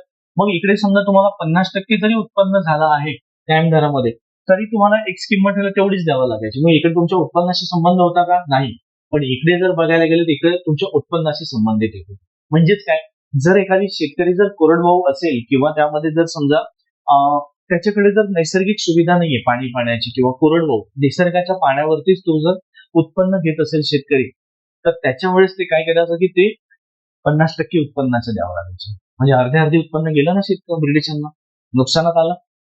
आणि जर समजा तो जर व्यक्ती ओलिताखाली असेल, त्याच्याकडे जलसिंचन असेल, नदीचं पाणी किंवा कालवे गेले असेल, कॅनल किंवा विहिरीचं पाणी असेल, तर त्या व्यक्तीला 60% द्यावं लागायचं. कळलं? म्हणजे त्याच्याकडे किती राहिला? 40%. आणि हे 40% किंवा 60% कशाचे उत्पन्नाचे द्यावं लागायचं. म्हणजे जेवढं त्याला उत्पन्न होईल, समजा 5 पोते गहू झाले तर त्यातले 60% त्याला द्यावं लागायचं. आलं लक्षात? आणि जर समजा कमी झाला आणि कोरडवाहू असेल तर 50% द्यावं लागायचं. म्हणजे अर्ध्या अर्धी, म्हणजे इथे पण शेतकरी मेलाच ना. आलं लक्षात? म्हणजे जे पद्धती होत्या, कुठल्याही पद्धती ह्या शेतकऱ्यांना कापण्यासाठीच होत्या. फक्त नावं बदलले आणि पद्धती बदलत गेल्या. पण एवढंच का? इथे जर बघायला गेलं की डायरेक्टली हे कोणाशी कॉन्टॅक्ट असेल, म्हणजे इकडे शेतकरी ते डायरेक्ट ब्रिटिश. आलं लक्षात? इथे जमीनदार वर्ग संपला गेलेला होता. म्हणजे जर बोलायचं झालं तर ही कोणाला बोलणार? डायरेक्ट ब्रिटिशांना सांगणार की साहेब एवढं एवढं झालंय कमी, किंवा तुमच्या शेतामधून मोजून हे शेतकरी ब्रिटिश घेऊन जाणार. म्हणून इथे जमीनदार जन्माला नाही आले. जमीनदार हा वर्गच बाहेर पडलेला होता. ठीक आहे. आणि मग गावकरी जमीनदाराच्या विरोधात जायला लागलेले होते, हळूहळू हळूहळू करत. कारण जमीनदार हे ब्रिटिशांना सहकार्य करत होते ना. मग जे काही समजा 1857च्या उठावामध्ये जरी म्हणाल तरी जमीनदारांनीच सहकार्य केलेलं आहे ब्रिटिशांना. तेव्हाच तो वासुदेव बळवंत सारख्यांनी, जे वासुदेव बळवंत फडके होते, त्यांनीच जमीनदारांनाच तर लुटलं. सुपे गावामध्ये बघा तुम्ही, जेव्हा तुम्ही 11वीचं पुस्तक वाचताना त्यामध्ये दिलेलं आहे की अर्ध्या रात्री दरोडे टाकायचे आणि शेतकऱ्यांना वाटायचे, म्हणजे जमीनदाराकडून घ्यायचे. कारण त्यांना माहित होतं ना, हे जमीनदार आज वाढले कसे, तर शेतकऱ्यांचं लुटून. मग रात्री त्यांच्याकडून लुटा, त्यांचं पूर्ण अन्नधान्य, त्यांचा खजिना, आणि ते कुठे न्यायचे नाही तर गरीब शेतकऱ्यांना वाटून द्यायचे. हाच त्यांचा काळ होता. शेवटी पर्यंत सापडले नाही, पण एकदा ते सापडले वासुदेव बळवंत फडके. 1857च्या उठावामध्ये तुम्हाला त्यांचा उल्लेख येतो. आलं लक्षात ना? त्यानुसार एक लक्षात घ्यायचं. लक्ष झालं इथपर्यंत? ठीक आहे. म्हणजे बोला, आहे की नाही? दोन्ही पद्धतीला मी कम्पेअर करत चाललेलं आहे, हळूहळू लक्षात घेऊन. ठीक आहे. मग आता ह्याच पद्धतीमध्ये जर बघायला गेलं आपण तर बॉम्बे आणि मद्रास प्रांतामध्ये सुरुवात झालेली ही, बरोबर आहे? म्हणजे बॉम्बे आणि तिथे तुम्ही मुंबई नाही म्हणू शकत. आधीच्या काळामध्ये तो बॉम्बेच होता प्रांत, बरोबर आहे? बॉम्बे आणि मद्रास प्रांत, ठीक आहे. या प्रांतामध्ये त्यांनी ते पद्धती सुरुवात झालेली होती, बॉम्बे आणि मद्रास प्रांतामध्ये. त्यासोबतच पुढे जर बघितलं आपण, म्हणजे त्याला आपण प्रेसिडेन्सी पण म्हणतो किंवा प्रांत म्हणतो, ठीक आहे. आणि याच्यामध्ये शेतकऱ्यांचा थेट संबंध होता महसुलाशी. मग पुढे जर मुद्दा लिहितो म्हटलं तुम्ही तर बघा, शेतकऱ्यांचा थेट संबंध येत होता, म्हणजे डायरेक्ट त्यांचा संबंध येत होता महसुलासंदर्भात ब्रिटिशांसोबत.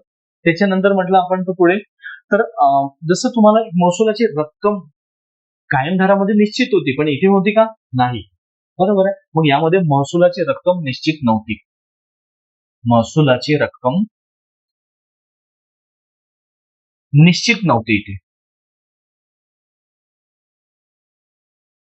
लक्षात? कुठल्याही पद्धतीने निश्चित नव्हती. म्हणजेच तुम्हाला कोरडवाहू शेतकरी असेल तर 50%, आणि जर ओलिताखाली तुमची जागा असेल शेतकरी किंवा पाणी विहिरीची व्यवस्था असेल तर उत्पन्न नक्कीच जास्त होणार.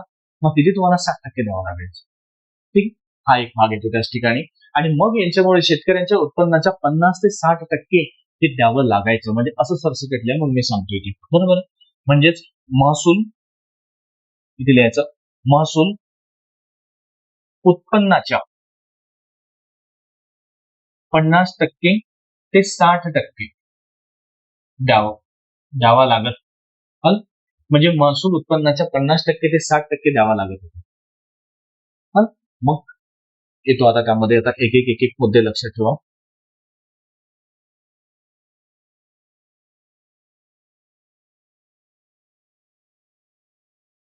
ठीक आहे. आता त्यातले एक एक पॉइंट लिहा खाली महत्वाचे, बरोबर. ते तुम्हाला सरासरी की ह्या पद्धतीचा एक आढावा, स्वरूप कसं होतं.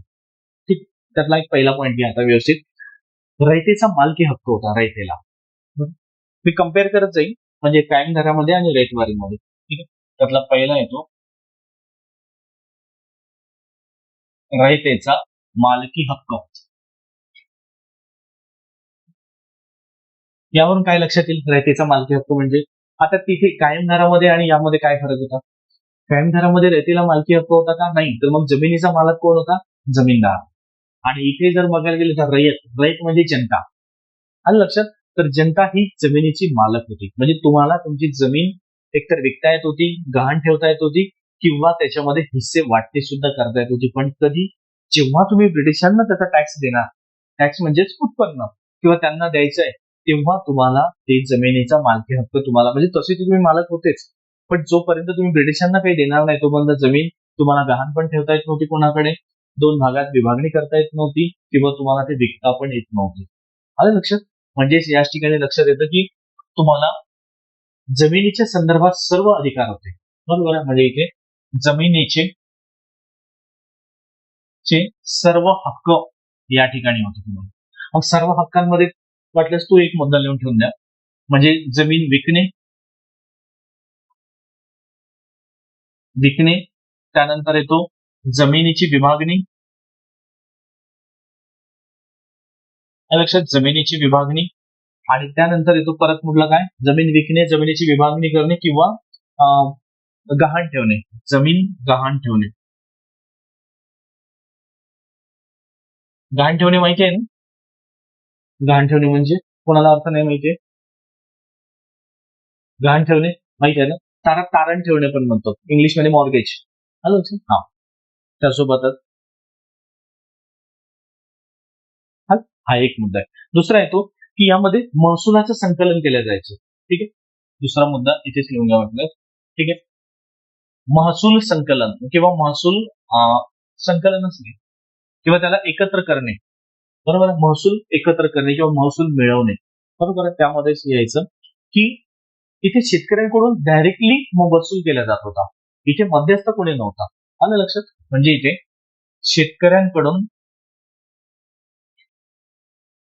शेतकऱ्यांकडून महसूल वसूल, लक्षात? महसूल वसूल केला जात होता, वसूल होता. एक शेतकऱ्यांकडून थेट महसूल वसूल, यामध्ये मध्यस्थ कोणी नव्हता, त्याच्यामुळे जितका ठरवलेला आहे तितकाच ब्रिटिशांना पूर्ण मिळत होता, बरोबर? 50%, 60% ते पूर्ण मिळले जात होते त्यामध्ये.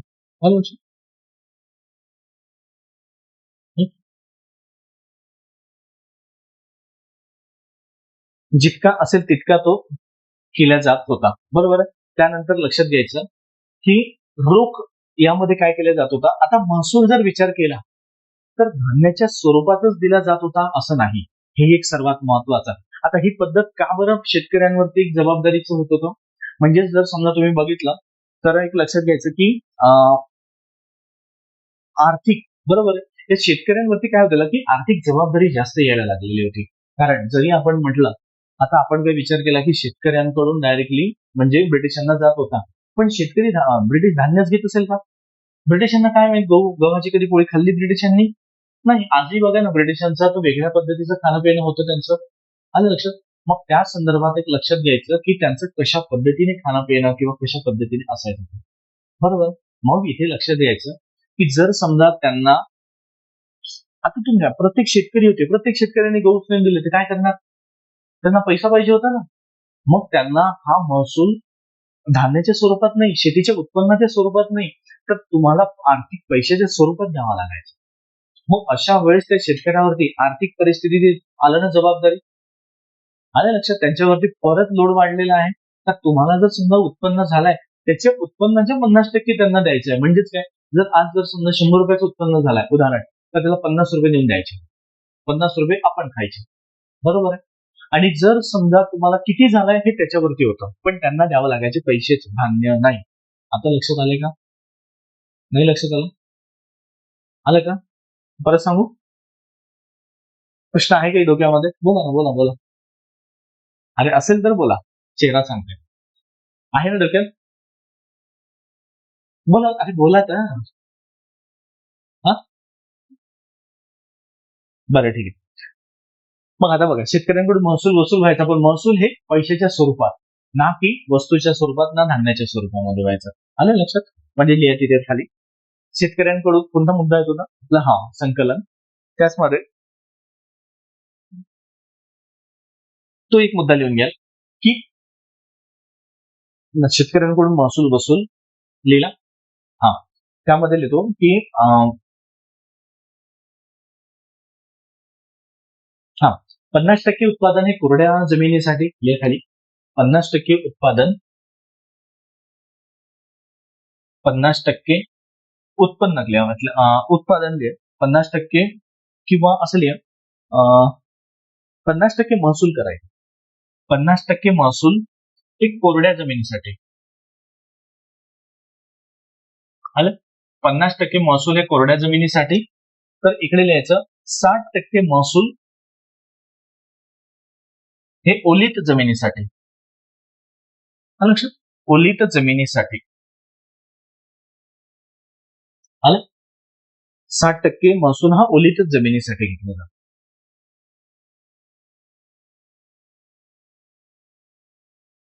आता लक्षात आलं यामध्ये. पण त्यांना ब्रिटिशांना द्यावं लागायचं ते पैशाच्या स्वरूपामध्ये, रोख रकमेच्या स्वरूपात, असं येते त्याला, रोख रक्कम, रोख पैशाच्या स्वरूपामध्ये. आलं? त्यासोबतच मग याच्यामुळे काय होत होतं की शेतकऱ्यांवरती आर्थिक दबाव वाढला. बरोबर, म्हणले परत खाली तिथे मुद्दा लिहा. शेतकऱ्यांवरती आर्थिक दबाव वाढलेला होता. हो हो, त्याच्याच खाली लिहा इथे शेतकऱ्यांवर आर्थिक दबाव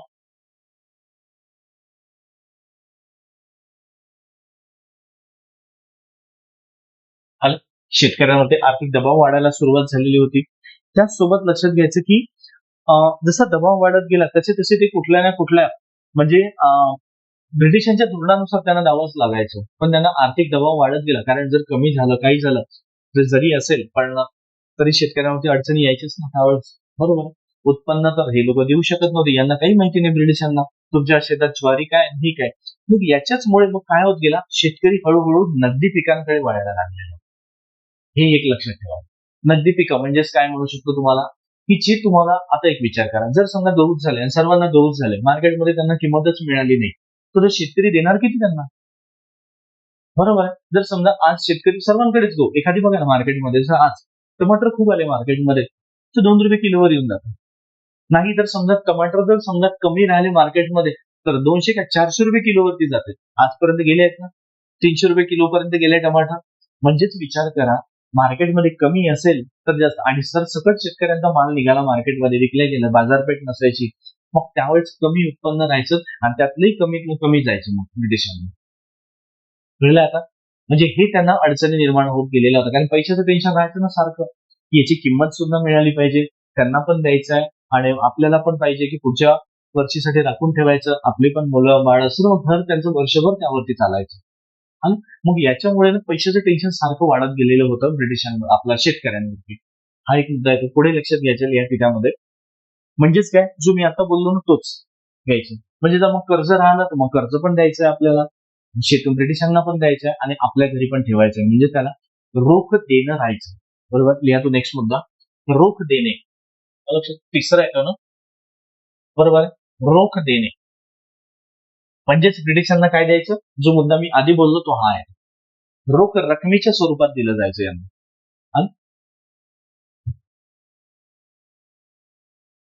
म्हणजे जमीन महसूल आता लिहा खाली, जमीन महसूल हा रोख रकमेच्या स्वरूपात, जमीन महसूल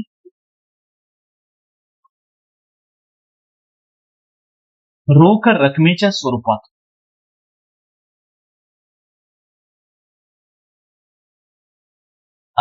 रोख रकमेच्या स्वरूपात दिला जायचं. एक, आणि जर समजा आता यावरून एक लक्षात घ्यायचं, परत टेन्शन, एखादी शेतकरी असतो आता बघा गावाकडे किंवा कुणी पण, ज्यांच्याकडे कमी जमीन असेल आणि त्याचं शेतीवरतीच त्यांचं घर असेल, तर तो काय करतो, पीक निघाल्या मार्केटला किंमत किती पण असू द्या पटकन विकतो तो, कारण त्याला माहिती आहे ना, आज हे जर विकलं तरच माझ्या घरी पैसे येईल आणि समोरच्याचं देणं कर्ज असून ते द्यावं लागेल. आणि जर मी जर विचार केला की नाही अजून 2 महिन्याने विकू द्या, मालाला अजून चांगला भाव येऊ द्या, पण 2 महिन्यापर्यंत तो शेतकरी काय करणार, काय खाणार घरी? बरोबर आहे. मग याच्यामध्ये तो शेतकरी काय करायचा, लगेच घाई गडबडीनं विकायला जायचा. म्हणजे त्याच्या वस्तूला जेवढी किंमत यायची तितकी किंमत यायची नाही. मग त्याच्यामध्ये त्याचं मग कर्ज देणं आहे, घरच्यासाठी ठेवणं आहे आणि परत यांना देणं आला महसूलच्या स्वरूपामध्ये, म्हणजे नुकसान जायचं. पण जर समजा ते ब्रिटिश काय करायचे, त्याच्यामध्ये परत लक्षात ठेवा, मार्केटला जर भाव वाढला तर यांच्याकडे त्या किमतीच्या स्वरूपात 50% घ्यायचे. आता लक्षात आलं की जर ती वस्तू जर समजा 5,000ची जात असेल आणि यांनी जर समजा 2,000 विकलं आणि जर मार्केटला 5,000च्या हिशोबाने किती गेला, 50% त्यांना 2,500 द्यावं लागायचे असेल, याच्याकडे तर 2,000 आहे, म्हणजे पुन्हा कर्ज काढणं आलं देण्यासाठी. आलं लक्षात? मग जर समजा तो तिकडे कर्ज काढून देत असेल तर मग घरी काय खाणार, पुढच्या वर्षी शेतीसाठी काय ठेवणार?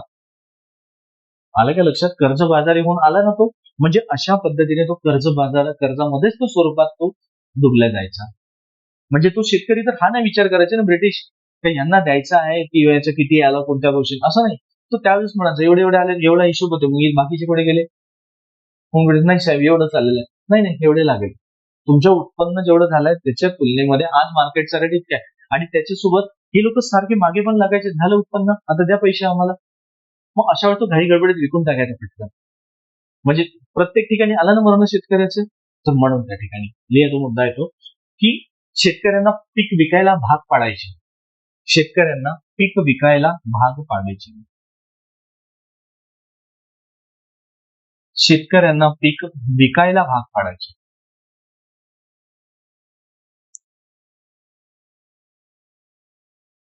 आलं लक्षात? शेतकऱ्यांना पीक विकायला भाग पाडायचे.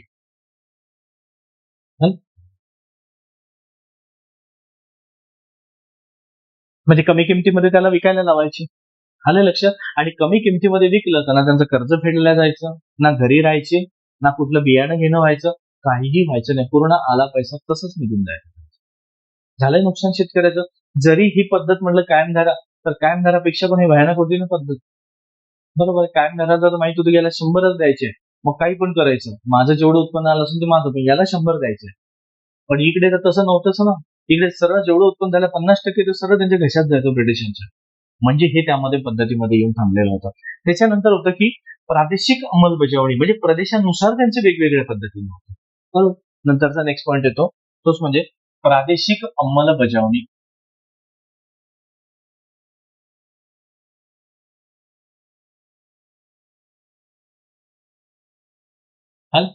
प्रादेशिक अंमलबजावणी हे त्यांचं लागू होत होतं त्याच वेळेस. म्हणजेच काय, जर समजा आपण बघितलं की प्रत्येक प्रदेशांमध्ये त्यांना वेगवेगळ्या पद्धतीने लागू झालेलं होतं. म्हणजे सुरुवातीला ही पद्धत तर कोणत्या भागामध्ये लागू झालेली होती, मद्रास आणि बॉम्बे प्रांतामध्ये. बरोबर आहे. त्याच्यानंतर मग त्यांनी काय केलं, आसाम आणि बेरारच्या भागामध्ये सुरुवात केलेली. आता बेरार जर म्हटलं तर आजही बघा बेरार प्रांत त्याला सेंट्रल प्रोव्हिन्स म्हटले गेले. बरोबर आहे. सेंट्रल प्रोव्हिन्स बरोबर आहे. म्हणजे आज सीपी अँड बेरार म्हणून बघा, आजही समजा आता तुम्ही रेशिमबाग ग्राउंडला जर कधी गेले तर त्या ठिकाणी आता नाहीये, पण आधी कशी इमारत होती तिथे सीपी अँड बेरार संस्था असं लिहिलेलं होतं.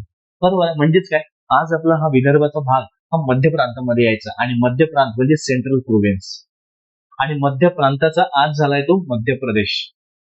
बरोबर. म्हणजे आज विदर्भ जर बघितला तर आज महाराष्ट्रामध्ये आहे, पण याच्या पूर्वी म्हणजे 1960च्या आधीचा काळ आलं लक्षात, तर त्याच्या वेळेस तो विदर्भ हा मध्य प्रदेशमध्ये येतो. आलं लक्षात? म्हणजे तो central province CP and Berar. आजही बघा ना, आहे ना ते कॉलेज सीपी अँड बेरार, त्यांचं नाव देण्यात आलेलं आहे, एक संस्था आणि त्या उद्देशाने आलेला असतो. कळलं लक्षात? म्हणजे हा बेरार प्रांत हा मधला भाग होता. म्हणजे जर आपण बघितलं बंगाल प्रांतामध्ये अर्धा भारत व्यापलेला. बॉम्बे प्रांत हा तुम्हाला कराची ते सरळ कर्नाटक, म्हणजे कराची लाहोर पासून ते सरळ कर्नाटक पर्यंत आलेला. वायव्य प्रांत हा राजस्थानचा पूर्ण पार्ट गेलेला. युनियन प्रोव्हिन्स म्हटलं तर आजचा उत्तर प्रदेश, बरोबर आहे. युपी आपण आज बघतो की युपी, पण युपीचा अर्थ तसा नाही होत, युनियन प्रोव्हिन्स होतो. की सर्व संघट थोड्या थोड्या छोट्यांचा भाग म्हणजे छोटे छोटे प्रांत मिळून एकत्र आलेला युनियन प्रोव्हिन्स म्हणून आजही बघा क्षेत्रफळाने तो मोठा आहे त्या ठिकाणी. तर युनियन प्रोव्हिन्स सर्व युनियन एकत्र आलेलं त्याच ठिकाणी. त्यांच्या बाजूलाच येतो तो बिहार प्रांत, म्हणजे आज बिहार राज्य, बरोबर. आणि बिहार राज्य जर सोडलं तर त्याच्या बाजूचा जो पूर्ण भाग येतो उत्तरेपासून ते आज मद्रास प्रांतापर्यंत त्याला बंगाल प्रांत घोषित केला जातो. बंगाल प्रांत, कारण बंगाल प्रांत अर्धा भारत व्यापलेला, आणि त्याच्या खाली मग मद्रास प्रांत येतो, आणि मग हैदराबाद, म्हणजे हा पूर्ण दक्षिण भारत त्यांनी व्यापलेला होता. आले लक्षात? नकाशा डोळ्यासमोर आला की नाही आला? नकाशा म्हणून नकाशा पण वाचत राहा, म्हणजे असं एक एक एक भाग लक्षात आला पाहिजे. आणि त्या उद्देशाने लक्षात घ्यायचं मधल्या भागामध्ये मग यांनी सुरुवात केली होती एकतर बॉम्बे प्रांत आणि मद्रास प्रांत. कारण मद्रास प्रांतामध्ये जर बघितलं विल्यम बेंटिंग पण होता ना त्या काळामध्ये, बरोबर. एक विल्यम बेंटिंग 1829च्या काळामध्ये तो तिथेच होता, आणि त्याच्यानंतर इकडे बॉम्बे प्रांतामध्ये होता तो लॉर्ड एल्फिन्स्टन गव्हर्नर जनरल, बरोबर. या दोघांनी सुद्धा त्यामध्ये सहकार्य केलेलं आहेच. म्हणजेच लक्षात घ्यायचं की सुरुवातीला जर म्हणाल की आपण सुरुवातीला तुम्हाला बॉम्बे आणि मद्रास प्रांतामध्ये लागू झालेली, बॉम्बे आणि मद्रास. पण त्याच्यानंतर जर म्हटलं आपण तर बेरार आणि आसाम प्रांतामध्ये सुद्धा सुरुवात झाली. नंतर बेरार आणि आसाम. आलं लक्षात? ही पद्धत म्हणजे हळूहळू बघा प्रादेशिक अंमलबजावणी म्हणजे प्रदेशानुसार अंमलबजावणी व्हायला सुरुवात झालेली होती. प्रत्येक ठिकाणी त्यांनी भेदभाव न करता वेगवेगळ्या प्रदेशांमध्ये प्रत्येक गव्हर्नरनी आपापल्या पद्धतीने लागू केलेली होती. बरोबर. आणि याची पद्धतीची समजा प्रचार कोणी केला असेल, थॉमस मनरो यांनी केलेला होता प्रचार ह्या पद्धतीचा. ठीक आहे. याचा प्रचार ह्या पद्धतीचा खाली लिहा. प्रचार गव्हर्नर थॉमस मनरो यांनी केलेला होता. ठीक आहे. थॉमस मनरोनी हा प्रचार केलेला होता आणि त्यानुसार मग तो पुढे जायला सुरुवात झाली होती एक. आणि सोबत शेतकऱ्यांचं यांनी काय केलेलं होतं की शेतकऱ्यांशी डायरेक्टली कॉन्टॅक्ट केलं, म्हणजे डायरेक्टली करार केलेला एक प्रकारे. करार म्हणजे त्यांना ते पटवून दिले की तुम्हाला हे कशी फायद्याची आहे. आणि का बरं? कारण शेतकरी जर असले मध्येच किंवा डायरेक्ट शेतकरी असेल तर यांना प्रशासन किंवा आपली यांची पद्धती लागू करायला सोपं जाईल ना. आणि मध्यस्थांची जर साखळी वाढत गेली तर एखादी जर दिलेला आदेश हा शेवटपर्यंत जसं तसं जाईल, हे कशावरून जाईल का? नाही जाणार. म्हणून डायरेक्ट कॉन्टॅक्ट असेल तर यांनी दिलेला आदेश डायरेक्ट त्याची अंमलबजावणी म्हणा. बरोबर. म्हणजेच लिहा तिथे बरोबर, शेतकऱ्यांशी संवाद करून प्रशासन सुलभ होण्यासाठी प्रयत्न. शेतकऱ्यांशी संवादपेक्षा सल्ला मसलत करून बरोबर. शेतकऱ्यांशी सल्ला मसलत करून प्रशासन सुलभ होण्यास प्रयत्न. बरोबर. प्रशासन सुलभ होण्यास त्यांनी प्रयत्न केलेले होते. प्रशासन सुलभ होण्यास प्रयत्न.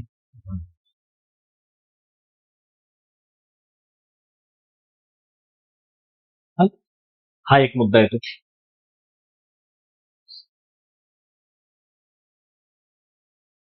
म्हणजे जर आता ही पद्धत झाली लागू, मग याचे काही नकारात्मक परिणाम पण येतो. आता निगेटिव्ह इम्पॅक्ट कुठले कुठले पडलेले आहेत आता ते बघू. ठीक. त्याच्यानंतर मग आपण परत महालवारीवरती जाऊ मग. ठीक आहे.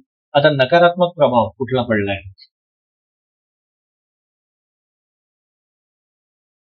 आता ही पद्धत जर बघायला गेला आपण, बघा आता त्यांनी काय म्हटलेलं आहे तुम्हाला, आसाम. बरोबर आहे. आणि सुरुवातीला नंतर आसाम आणि बेरार प्रांत पण लागू केलेली होती. सुरुवातीला तर तुम्हाला बॉम्बे प्रांत आणि मद्रास प्रांत लागू झाला. म्हणजेच लक्षात घ्यायचं, आता मद्रास प्रांत म्हटलं तर आजही भूगोलाच्या दृष्टिकोनातून कोणत्या दिशेने येतो? दक्षिणेला येतो ना आपण. आलं लक्षात? दक्षिणेला. आणि बॉम्बे प्रांत म्हटलं तर पश्चिमेला. म्हणजेच लक्षात घ्या ही कोणत्या भागाला लागू झाली असेल तर दक्षिण आणि पश्चिम भागाला लागू झालेली पद्धत. आलं लक्षात? म्हणजे ही पद्धत जर बघितलं इथे तर दक्षिण पश्चिम भागामध्ये, दक्षिण पश्चिम भागामध्ये लागू. आणि आसामला तर नंतर लागू झालेली होती त्या काही भागासाठी, पण सर्वात जास्त प्रमाणामध्ये येतो. ठीक आहे. आणि ही पद्धत मग कुठल्या तर 18व्या ते 19व्या शतकामध्ये ही पद्धत सुरू झालेली होती. बरोबर आहे. 19व्या शतकात असेल की 19व्या शतकात लागू ही पद्धत लागू झालेली होती. बरोबर आहे. 19व्या शतकात. बरोबर आहे. यांच्यासोबतच जमीनदारांसारख्या मध्यस्थांना दूर केलेलं होतं. म्हणजे जमीनदार काढून टाकलेले होते. बरोबर. याच्यासोबत जमीनदारांना काढून टाकले. म्हणजे तो मध्यस्थ वर्गच काढून टाकलेला होता.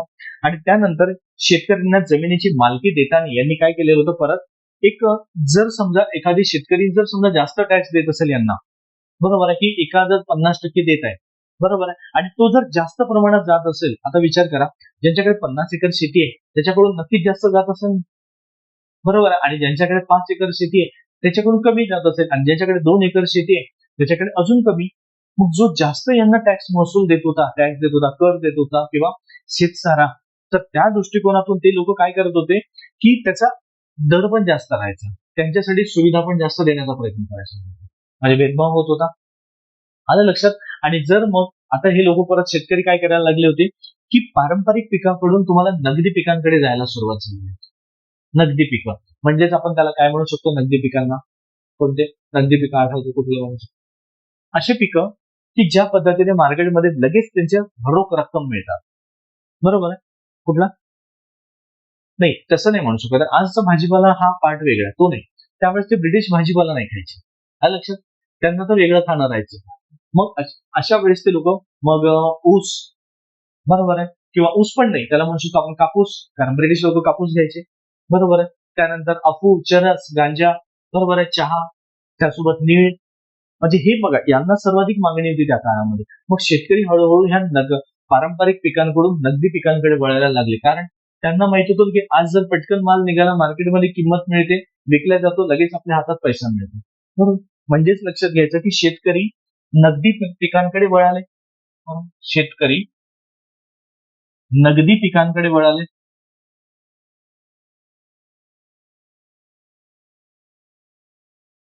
आले लक्षात? नाही, शेतकरी नगदी पिकांकडे वळायला लागले होते. ठीक आहे. त्याच्यासोबत काही प्रमाणामध्ये त्यांना म्हणजे काय होतं, जबरदस्तीने सुद्धा लागू करायला सुरुवात झालेली होती काही भागांमध्ये, कारण ती शेतकरी त्यांच्याकडून, ब्रिटिश त्यांच्याकडून सक्तीने पीक लावायला, म्हणजे पीक घ्यायला लागलेले होते. जसं आठवतं तुम्हाला की राष्ट्रीय चळवळीमध्ये 1917ला 3 काठिया पद्धत लागू झालेली, म्हणजे नीळ संपारण्य सत्याग्रह. त्याचं नेतृत्व तर महात्मा गांधींनी केलेलं होतं. आलं लक्षात? मग त्यानुसार लक्षात घ्यायचं की यांनी काही प्रमाणात शेतकऱ्यांनी पण सहकार्य केलं, आणि काही प्रमाणामध्ये ब्रिटिशांनी सुद्धा त्यांच्यावरती जबरदस्तीने ते पीक लागू करण्यासाठी मदत किंवा लागू करण्यासाठी सक्ती केलेली. बरोबर. मग याच पद्धतीने मग ग्रामीण भागामध्ये काय होत गेलेलं की यांना पैसा द्यायचा नाही. मग ग्रामीण भागामध्ये सावकार जन्माला आले आणि शेतकरी गरीब व्हायला लागलेले होते. म्हणजे लिहा त्यामध्ये परत, ग्रामीण भागात गरीब शेतकरी व सावकारांमध्ये वाढ.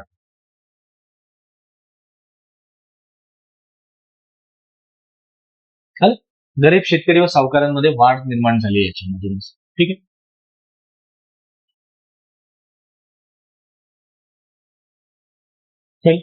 मग त्यामध्ये परत येतो आर्थिक संकट निर्माण झालेलं होतं यांच्याकडे, म्हणून तर शेतकरी आले ना सावकार जन्माला. बरोबर आहे. त्यासोबतच ते नगदी पिकांकडे वळाले, म्हणजे ते झालं की त्यांना नगदी पैसा मिळत होता, आणि नगदी पैसा सुद्धा त्यांना ब्रिटिशांना द्यावा. हा, सावकारांमध्ये वाढ झाली.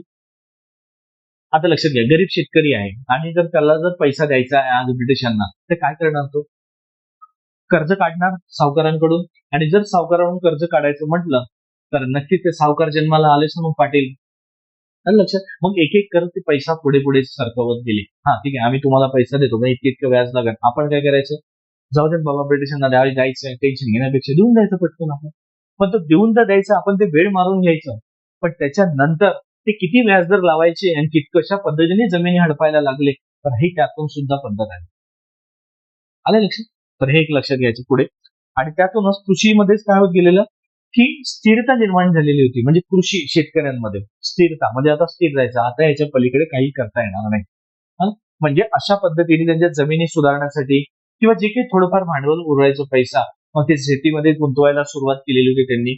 मग अशा पद्धतीने शेतीची हळूहळू काय होत गेलेली, एक काय म्हणतो ना, त्याची गुणवत्ता कमी कमी होत आलेली होती. आणि मग एकेकाळी शेतकऱ्यांनी शेती विकायला सुरुवात केली, आणि शेती विकून मग रोजमजुरीवरती आले, कारण त्यांना वाटायचं ना आपण शेती आहे पण आपल्यालाच खायला मिळत नाही, आणि खायला मिळालं तर काही बाजूला सुद्धा पडत नाही. मग अशा वेळेस त्यांनी सरळ सरळ बंद करून टाकलं काम. आलं लक्षात? मग त्या दृष्टीने लक्षात घ्यायचं, तिथे तुमची रयतवारी संपली. आलं लक्षात? आलं? संपले तर रयतवारी काही अडचणी आहे? कायमधारा रयतवारी. आता पडू आपण महालवारीकडे.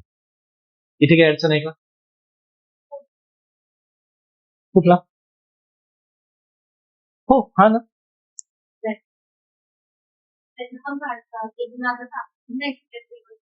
लिहिलं तरी चालेल किंवा नाही लिहिलं तरी चालेल, एवढं काही नाही काळजी टेन्शन त्याचं. बरोबर. लिहिलं तरी चालेल, लिहून ठेवून द्या तुमच्यासाठी की काही काळानंतर. हा, कोणती? स्थिरता. म्हणजे कुठे स्टेबिलिटी. बरोबर, स्टेबिलिटी यायला लागलेली होती कृषी शेतीमध्ये. असं लिहू शकता की शेतीची गुणवत्ता कमी होऊन काही काळानंतर त्यांनी विकायला सुरुवात केली. बरोबर. शेती विकायला सुरुवात केली, आणि त्यासोबतच लक्षात घ्यायचं की शेती विकून मग त्यांच्याकडे उपासमारीची वेळ आली. बरोबर. त्यांच्याकडे बेरोजगारी निर्माण झाली. अशा पद्धतीने उपासमारीची वेळ, उपासमारी, गरिबी आणि बेरोजगारी निर्माण झाली असं येतात. आता येतो महालवारी.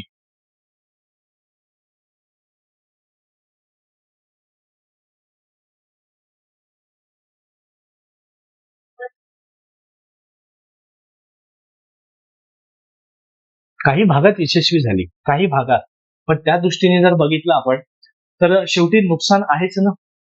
पण कायमधारापेक्षा यशस्वी आहे. जिथे कायमधाराच्या मध्ये काय व्हायचं की जबरदस्तीने पिळवणूक व्हायची. पण इथे काय होतं, तुम्हाला जर समजा 10 पोतं सोयाबीन किंवा गहू झालं असेल तर तुम्हाला 10 वरतीच 5 द्यावं लागायचं. तिकडे तुम्हाला नाही जरी झालं तरी पण तुम्हाला द्यावंच लागायचं ना, कर्जबाजारी होऊन. बरोबर आहे. शेतसारा, त्याला हिंदीमध्ये लगान म्हटलं गेलं. लगान. बरोबर. आलं लक्षात. आताच बघा, आता रयतवारीमध्ये तुम्हाला डायरेक्ट ब्रिटिश कॉन्टॅक्टमध्ये आले, ब्रिटिशांना द्यावं लागायचं. मग आता येतो महालवारीमध्ये. मग महालवारीमध्ये काय व्हायचं की त्यांनी समजा एक गाव असायचं.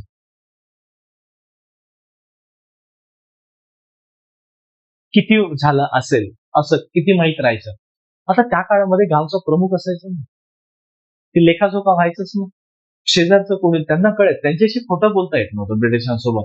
जरी समजा एकदा खोटं बोलेल आणि त्यांना जर कळलं शेवटी जाऊन जाऊन जाणार कुठे होते शेतकरी. पण शेतकरी भीतीपोटी सांगायचंच खरं खरं.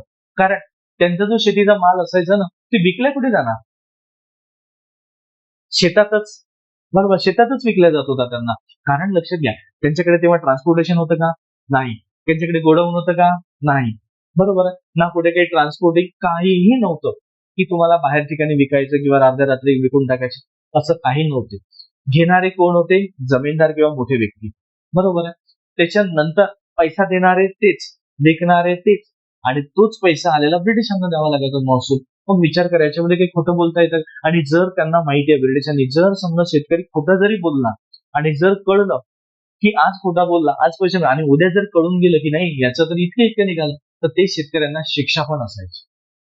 मग तो शेतकरी त्यापेक्षा म्हणाल की जाऊ दे ना बाबा, खोटं बोलून उद्या बळी होण्यापेक्षा आहे ते घेऊन जाणं तुझं.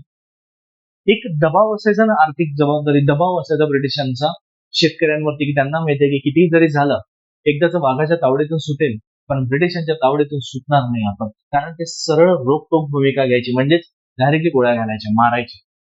आलं लक्षात. आणि काही काळानंतर जर झालं तर त्यांच्या कायद्यानुसारच शेवटी काय, न्यायालय त्यांचंच, निर्णय त्यांचाच, कायदाही त्यांचाच. बरोबर आहे. सर्व त्यांचंच होतं. मग आपलं काय, आपण फक्त कठपुतलीसारखं होत होता काय.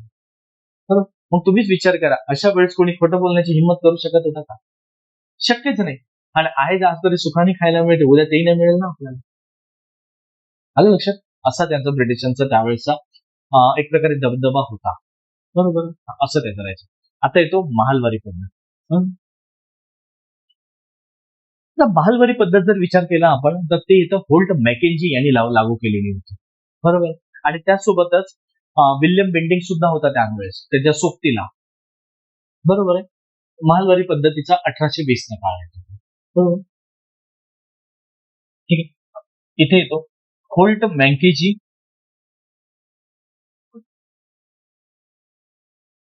आणि त्याच्या सोबतीला होता परत विल्यम बेंटिंग.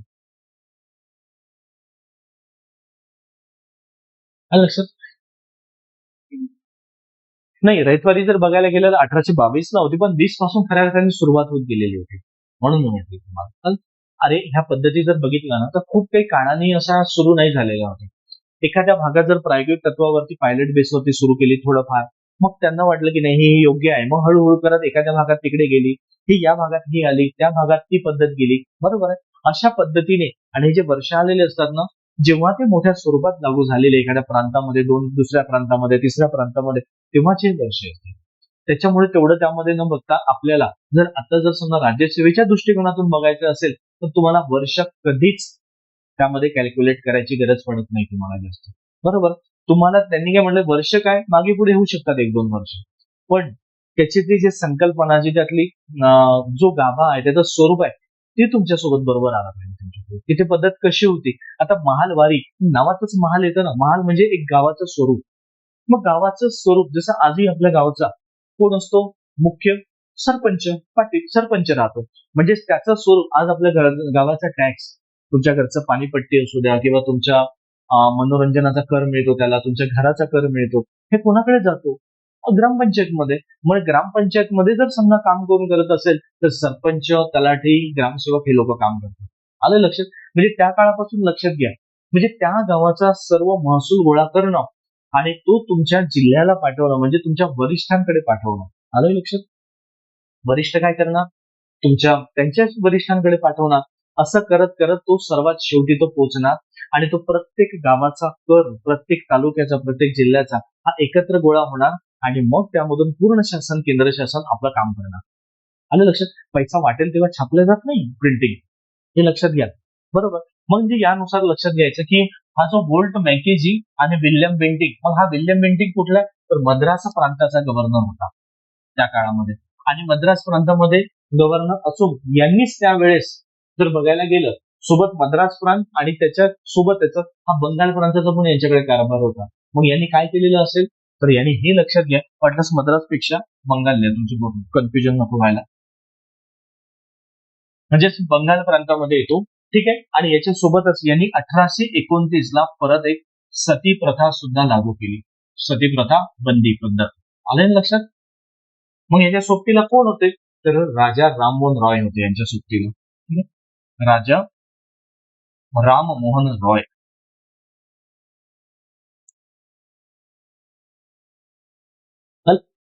हे एक लक्षात घेणं महत्वाचं आहे.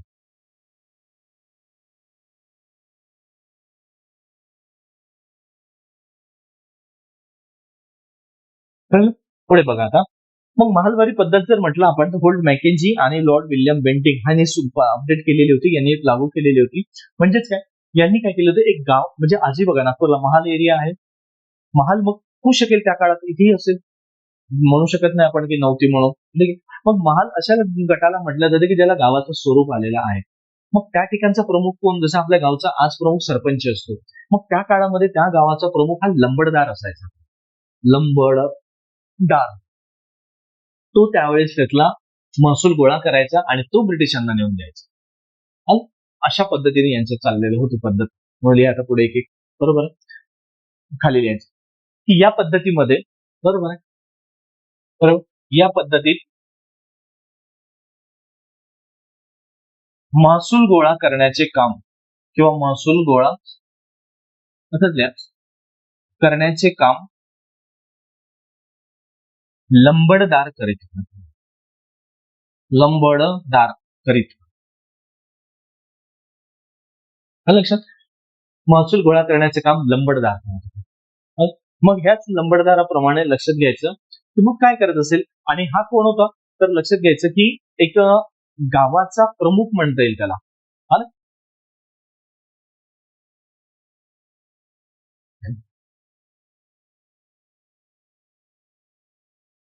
ठीक. म्हणजेच याला ग्रामप्रमुख सुद्धा म्हणू शकतो आपण. ठीक आहे. ग्रामप्रमुख, गावाचा प्रमुख किंवा ग्रामप्रमुख हा भाग येतो त्याच ठिकाणी. बरोबर आहे. त्या ठिकाणी त्याला म्हटलं जायचं. त्यासोबत आणि एका युनिट म्हणजे आपण त्याला म्हणतो एक समुदाय. बरोबर. याला एका समुदायाला महाल असे म्हटले जात होते. बरोबर आहे. महाल वाटल्यास लिहून घ्यायचे.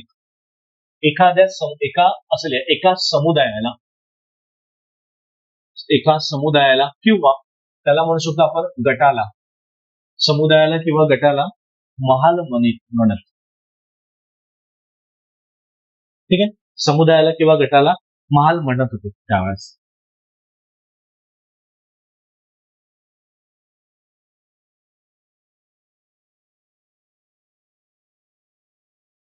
ठीक आहे. आणि दोन्ही गटांपेक्षा कायमधारा आणि रयतवारीपेक्षा ह्या पूर्णतः वेगळी पद्धत होती. ठीक. ते एका गावापुरती. मग इथे प्रत्येक ठिकाणी सारखा महसूल नसायचा. मग आता प्रत्येक गाव असेल, प्रत्येक महाल असेल, मग त्या ठिकाणी वेगवेगळ्या स्वरूपामध्ये त्यांनी आखून दिलेलं, त्या गावाला आखून दिलेला तो महाल, आता तो एक काय म्हणायचं महसूल असायचा. मग त्याच्या पुरतं ते काम करायचे आणि त्याच्यानुसार ते पुढे पुढे पुढे पुढे घेऊन जायचे. ठीक आहे. म्हणजे आज इथे कायमधारामध्ये तर सर्वांकडे ज्या ज्या ठिकाणी पद्धत लागू असेल तिथे कायमस्वरूपी एकच पद्धत असायची किंवा महसुलाची रक्कम सारखी असायची. हा एक. रयतवारीमध्ये काय म्हटलं होतं त्यांनी की गावामध्ये असेल, समजा कोरडवाहू असेल तुमची कोरडी जमीन तर तुम्हाला 50%, जर पाण्याची जमीन असेल तर 60% द्यावा लागायचा महसूल रोखमध्ये म्हणजे रकमेच्या स्वरूपात. एक. पण महालवारीमध्ये काय केलेलं होतं त्यांनी, रयतवारी आणि कायमधारापेक्षा ती वेगळी पद्धत लागू केलेली होती. म्हणजे त्या गावानुसारच तो महसूल ठरवला जायचा आणि तेवढा महसूल त्यांनी ग्रामाचा प्रमुख, म्हणजे गावाचा प्रमुख, त्याला ग्रामप्रमुख म्हणजेच लंबडदार, ही गोळा करून ते ब्रिटिशांना नेऊन द्यायचं. आले लक्षात? म्हणजे प्रत्येक गावासाठी ही वेगवेगळी पद्धत राहायची, सारखी पद्धत नसायची. आले लक्षात आता इथे? त्यानुसार लक्षात घ्यायचं. आता त्यातला येतो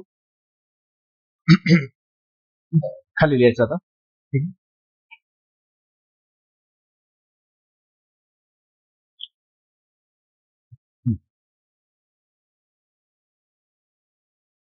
खाली लिहायचं. महसूल हा प्रत्येक गावाचा सारखा नसत. ठीक आहे. म्हणजेच प्रत्येक गावाचा महसूल हा सारखा नसत, म्हणजे याचा अर्थ निश्चित केलेला नव्हता. प्रत्येक गावाचा महसूल हा सारखा नव्हता किंवा नसत, त्यामध्ये येतो. ठीक आहे.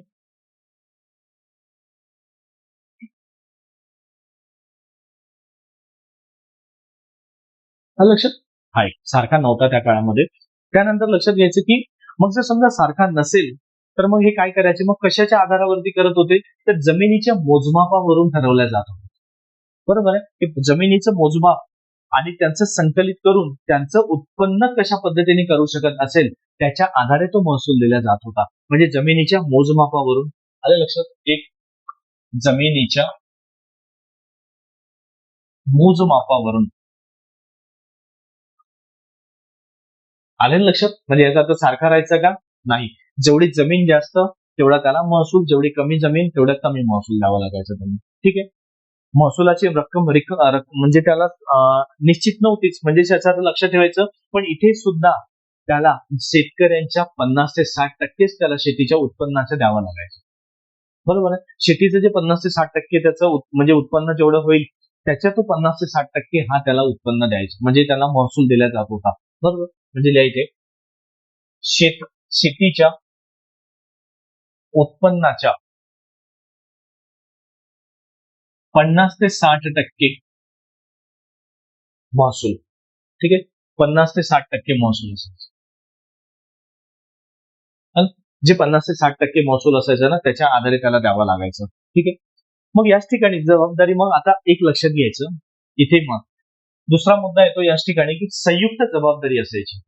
बरोबर आहे. संयुक्त जबाबदारी.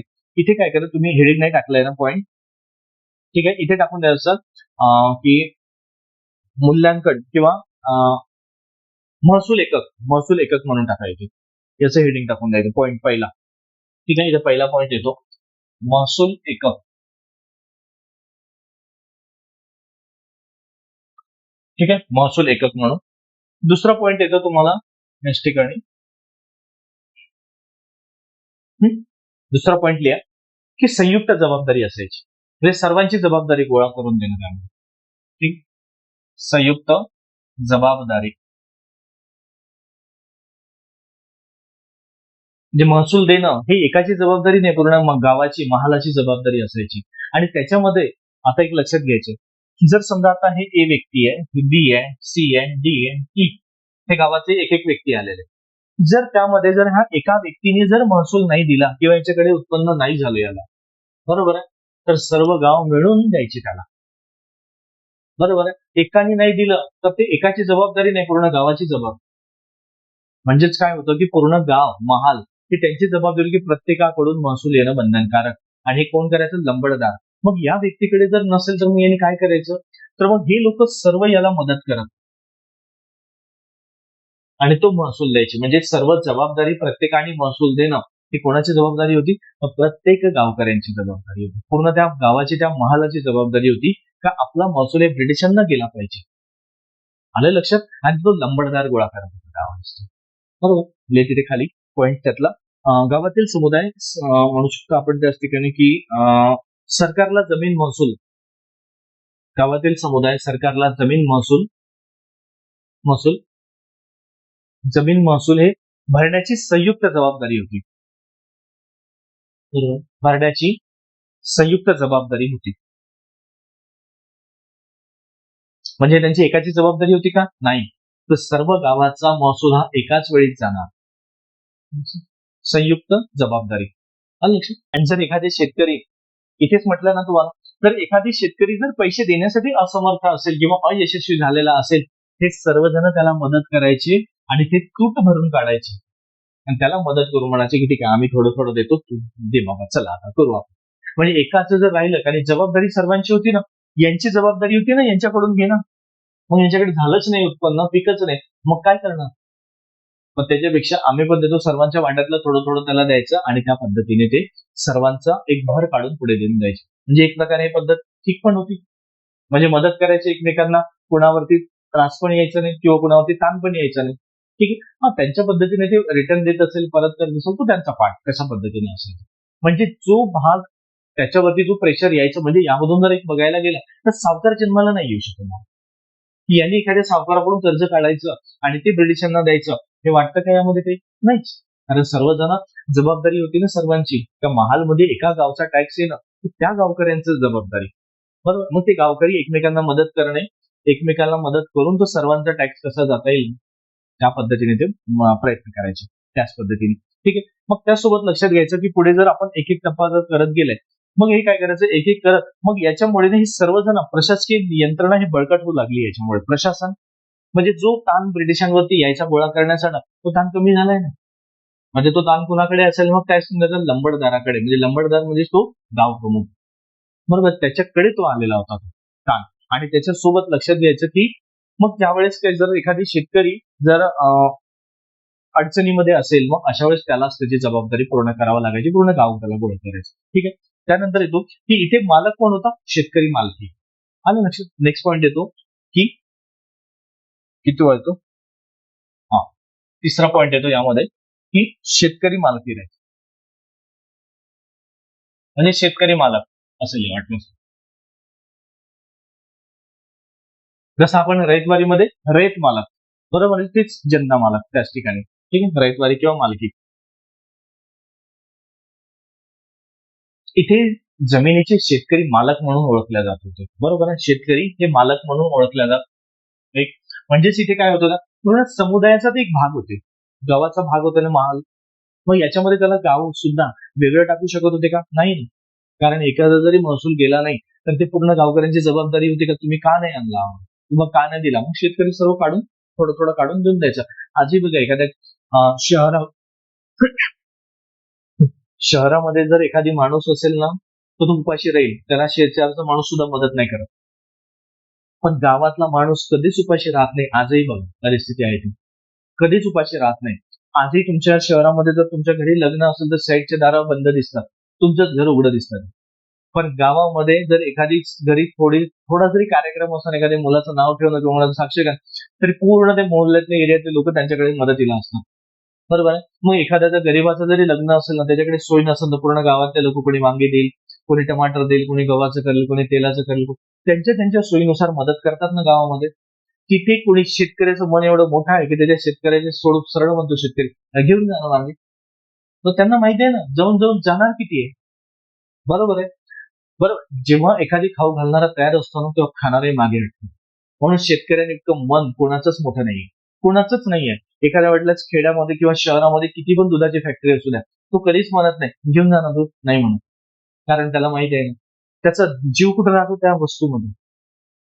पण शेतकरी कधीच नाही म्हणत. म्हणून कधीतरी असं बघितलंय का, शेतकऱ्याची एखादी बाग आहे त्यांनी पूर्ण बंदिस्त करून ठेवली, नाही जास्तीत जास्त तो वॉल कंपाऊंड करून ठेवेल किंवा ताराचं कुंपण, ते कोणासाठी, माणसांसाठी नाही, जनावरांसाठी. माणूस सरळ जर गेला तरी आलाय कोणीतरी घेऊन जा ना म्हणते. म्हणजे हे शेतकऱ्यांचं मन मोठं असतं. तर त्याला माहिती आहे ना, झाड त्याच्या डोळ्यासमोर आहे, सर्व आहे, तुला झाड उघडून घेऊन जाणार आहे नाही. 10 नीम, 20 नीम, 50, 100 घेऊन जाईल तो सुद्धा. शेवटी त्याला जेवढं नेता येईल तो तेवढंच घेऊन जाईल ना. ट्रक बोलून घेऊन जाणार आहे नाही. भाजीचंही बघा तुम्ही, जाता जाता आजही बघा, तुम्हाला घेऊन जाणार म्हणतो, त्याला माहिती आहे खाण्यापुरती पालक घेऊन जाणार आहे. म्हणजेच लक्षात घ्यायचं, इथे पण तेच पद्धती होती की त्या काळामध्ये हे सर्व लोक एकमेकांना मदती करायचे. आजही ती पद्धत गावाकडे आहे. म्हणून महाल ही संकल्पना गावाची अजूनही जपल्या जाते. आता ते त्यांच्या पद्धतीने असेल, ते आपल्याला यात दिलेलं नाही की पद्धती वापस करत होते, नाही करत असेल ना त्यांचे काही नियम अटी, का पुढचं पीक निघालं ते आम्हाला देऊन दे बाबा, असेल त्यांचं जे काही असेल. पण आजही गावामध्ये बघा ना, जर समजा तुम्हाला जर लग्नासाठी मदत करत आहे गावाकडे, कुठलंही तुम्ही जर गावात राहत असाल ना, गावाची संकल्पना बघा, एखाद्याकडे बैल नसेल तरी म्हणतात हो माझं काम झालं, घेऊन जा बैल कामासाठी. बरोबर. पण इकडे जर शहरामध्ये त्यांचं काम झालं तर सायकलही देत नाही तुम्हाला. वाटतं ते जागच्या जागेवर सडणार, पण देणार नाही. आलंय लक्षात? तर ही पद्धती शहरातली आणि गावातली होतं. म्हणजे या महालावरून लक्षात येतं, की एकमेकांना सहकार्याची भावना ही जन्माला आलेली होती त्यावेळेस. आजही ही पद्धत गावाकडे आहे. तुम्ही लोक गावात जे असेल, गावामध्ये लहानाचे मोठं झालं असेल, अजूनही जर तुमची नाळ गावाची जुळली असेल ना, तर तुम्हाला ह्या पद्धती नक्की माहिती. आणि जो व्यक्ती गावात कधीच राहिलेला नाही, गावाची त्याची नाळच नाही, तर त्या व्यक्तीला गाव ही काय संकल्पना आहे हे माहितच नाही. आणि जो गावात राहून आहे ना, त्याला शहरात जमत नाही लहान. म्हणजे किती तो शहरात मोठा हो, पण तो गावाचीच ओढ लागणार त्याला, की त्याला माहितीये की एक आवाज दिला तरी 10 मुलं गोळा होऊन जातात सर्वजण. याच्याकडे भाजी नसेल तर तो भाजी म्हणतो, अरे घेऊन जा माझ्याकडे. किंवा 4 घरच्या भाजीचा वास आपल्यापर्यंत येतो. शहरात नाही. शेजारची भिंतच कळत नाही कोण आहे आणि कोणाला नाही. आलं लक्षात? म्हणून ही गाव ही संकल्पना महाल ही तिथे. म्हणून यांची ती पद्धत म्हणताना, तर ही पद्धत मला आता रविवारी आणि कायम घरापेक्षाही बरी वाटते. जो की एकमेकांना सहकार्याने पुढे जात होते. ठीक आहे. मग याचमध्ये तिथे शेतकरी मालक, म्हणजे यामध्ये काय केलं, शेतकऱ्यांना एकतर जमिनीचे मालक म्हणून ओळखले जाऊ लागले होते. दुसरा मुद्दा येतो की त्यासोबत वैयक्तिक किंवा एक किंवा गावातील समुदायाचा भाग म्हणून ते ओळखायला जाऊ लागले होते. म्हणजे एखादी व्यक्ती आहे तर तो एकटा नाही, तर तो त्या समुदायाचा भाग म्हणून ओळख झालेली होती. बरोबर. म्हणजेच यामध्ये वैयक्तिक म्हणजे तुम्हाला एकटेपणाची जाणीव झाली का त्या काळामध्ये, त्या शेतकऱ्याला नाही. यामध्ये सर्वजण सोबत घेऊन चालायचे. त्यासोबतच त्यांनी जमिनीची लागवड असू द्या की वारसा हक्क असू द्या, हे प्रत्येक अधिकार हे राखून ठेवलेले होते. बरोबर. एक लागवड करायची, सर्वांना सारख्या पद्धतीने लागवड करायची किंवा एकमेकांना सहकार्य करायचे. जमिनीचे अधिकार, जमिनीचा मालक असल्यामुळे त्यांच्याकडे होते ना. बरोबर. जमिनीचे अधिकार राखून ठेवले होते त्यांनी. जमिनीचे अधिकार राखून ठेवले. बरोबर आहे. एक जमिनीचे अधिकार, त्यांना कुठेही भेदभाव झालेला नाहीये. त्यासोबत येतं की जशा पद्धतीने ते पुढे पुढे जात गेले, त्यानुसार एक लक्षात घ्यायचं की हस्तांतरणाचा वारसा हक्क त्यांना मिळत गेलेला होता, की एखादी व्यक्ती अधिकारानं हस्तांतर करू शकतो. जर तुम्हाला जर समजा जमिनीचे अधिकार आहेत, तर तुम्ही जमिनीविषयी निर्णय घेऊ शकता, विकू शकता, गहाण ठेवू शकता, त्याचे 2 हिश्श्यामध्ये विभागणी करू शकता. हे सर्व अधिकार यामध्ये होते. म्हणजे हस्तांतरण म्हणजे वडिलाची जमीन मुलाला मिळणार, झाले हस्तांतरण. म्हणजे तुम्ही जर विकू शकतात, म्हणजे याची शेती तुम्ही ए व्यक्ती हा बी ला विकू शकतो किंवा ए व्यक्ती हा बी कडे गहाण ठेवू शकतो. बरोबर आहे. म्हणजे हस्तांतरणाचे सर्व अधिकार मिळाले. ठीक आहे. म्हणजे तिथे खाली मुद्दा हस्तांतरण किंवा वारसा हक्काचे अधिकार. आणि मग यानंतर लक्षात घ्यायचं की हे झालेलं आहे, इथपर्यंत तुम्हाला हे. मग याचा निगेटिव्ह परिणाम काय असेल, नकारात्मक परिणाम, हे एक लक्षात घ्यायचं. आता महालवारी पद्धत पण योग्य झाली, रयतवारी पद्धत झाली आणि कायम घरा झाली. मग याचाच परिणाम निगेटिव्ह परिणाम म्हणजे या पद्धतीचे नकारात्मक परिणाम सर्वात कमी होते. आता परिणाम म्हणजेच काय, ही पद्धत तर चालू झाली, पण ह्या सर्वांमध्ये शेतकरी वेगवेगळ्या पद्धतीने पिळला जायचा.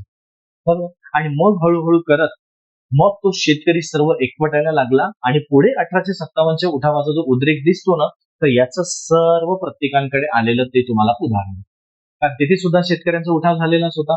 कारण पुढे बघा, जर समजा तुम्ही 11वीच्या पुस्तकामध्ये दिले, आता याच्या नंतर तर झालं हे 1857च्या उठावामध्ये उद्रेक झाला, कारण सर्व शेतकरी एकवटले. त्याच्यानंतर लक्षात घ्या, 1875चा पण उठाव झालाय. बरोबर आहे. 1875चा, याला शेतकऱ्यांचा उठाव म्हणतो आपण. म्हणजे या उठावामध्ये आले ना परत मुद्दा तुमचा. म्हणजे लक्षात घ्यायचा, हळूहळू करत हा शेतकऱ्यांचा उद्रेक पुढे यायला लागलेला होता. म्हणजे आपापल्या पद्धतीने शेतकरी आंदोलन करायला सुरुवात लागली होती. कारण महालवारीमुळे सर्व शेतकरी एकत्र आले ना, मग शेतकऱ्यांची ताकद वाढायला सुरुवात झाली आणि मग एक वेळेस ब्रिटिशांच्या विरोधामध्ये उद्रेक सुरुवात झाला आणि उठाव सुरुवात झाला यांच्या विरोधामध्ये आल्याने. आता लक्षात आलंय. ह्या सर्व नकारात्मक म्हणजे फक्त एवढंच लक्षात ठेवायचं की अशा पद्धतीने तुम्हाला महसूल, जमीन महसूल पद्धतीचे परिणाम, त्याचे निगेटिव्ह इम्पॅक्ट काय होते, पॉझिटिव्ह काय होते, त्यामध्ये कुठले नाही लिहिलं तरी चालेल. तुम्ही तेवढं लक्षात ठेवाल की याच्या नंतर जो झालेला तो 1857चा उठावामध्येच झालं ना रूपांतर त्याचं. म्हणजे प्रत्येक जण आपापल्या पद्धतीने हातात जे मिळेल ते कुदळ म्हणा, लाठी काठी घेऊन पुढे उठावात सहभागी झालेले होते. यांचं एकच होतं की हे आपणच जमिनीचे मालक आहोत आणि हेच लोक आपल्यावरती येऊन आपल्याला गुलामीमध्ये जीवन जगू देत आहे. मग त्याचा परिणाम तर एक दिवस उद्रेक बाहेर निघतोच ना. 4 दिवस तुम्हाला दाबून ठेवेल, पण एक वेळ तर तुम्हाला श्वास मोकळा घ्यायची हिंमत होतेच ना. शेवटी आता मेलोच आहे, तर मी एकदा आता होऊ द्यायचं काय व्हायचं ते. आणि त्याचाच परिणाम म्हणजे 1857 उठावापासून मग झालेले पुढे पुढचे उठाव. आलं लक्षात.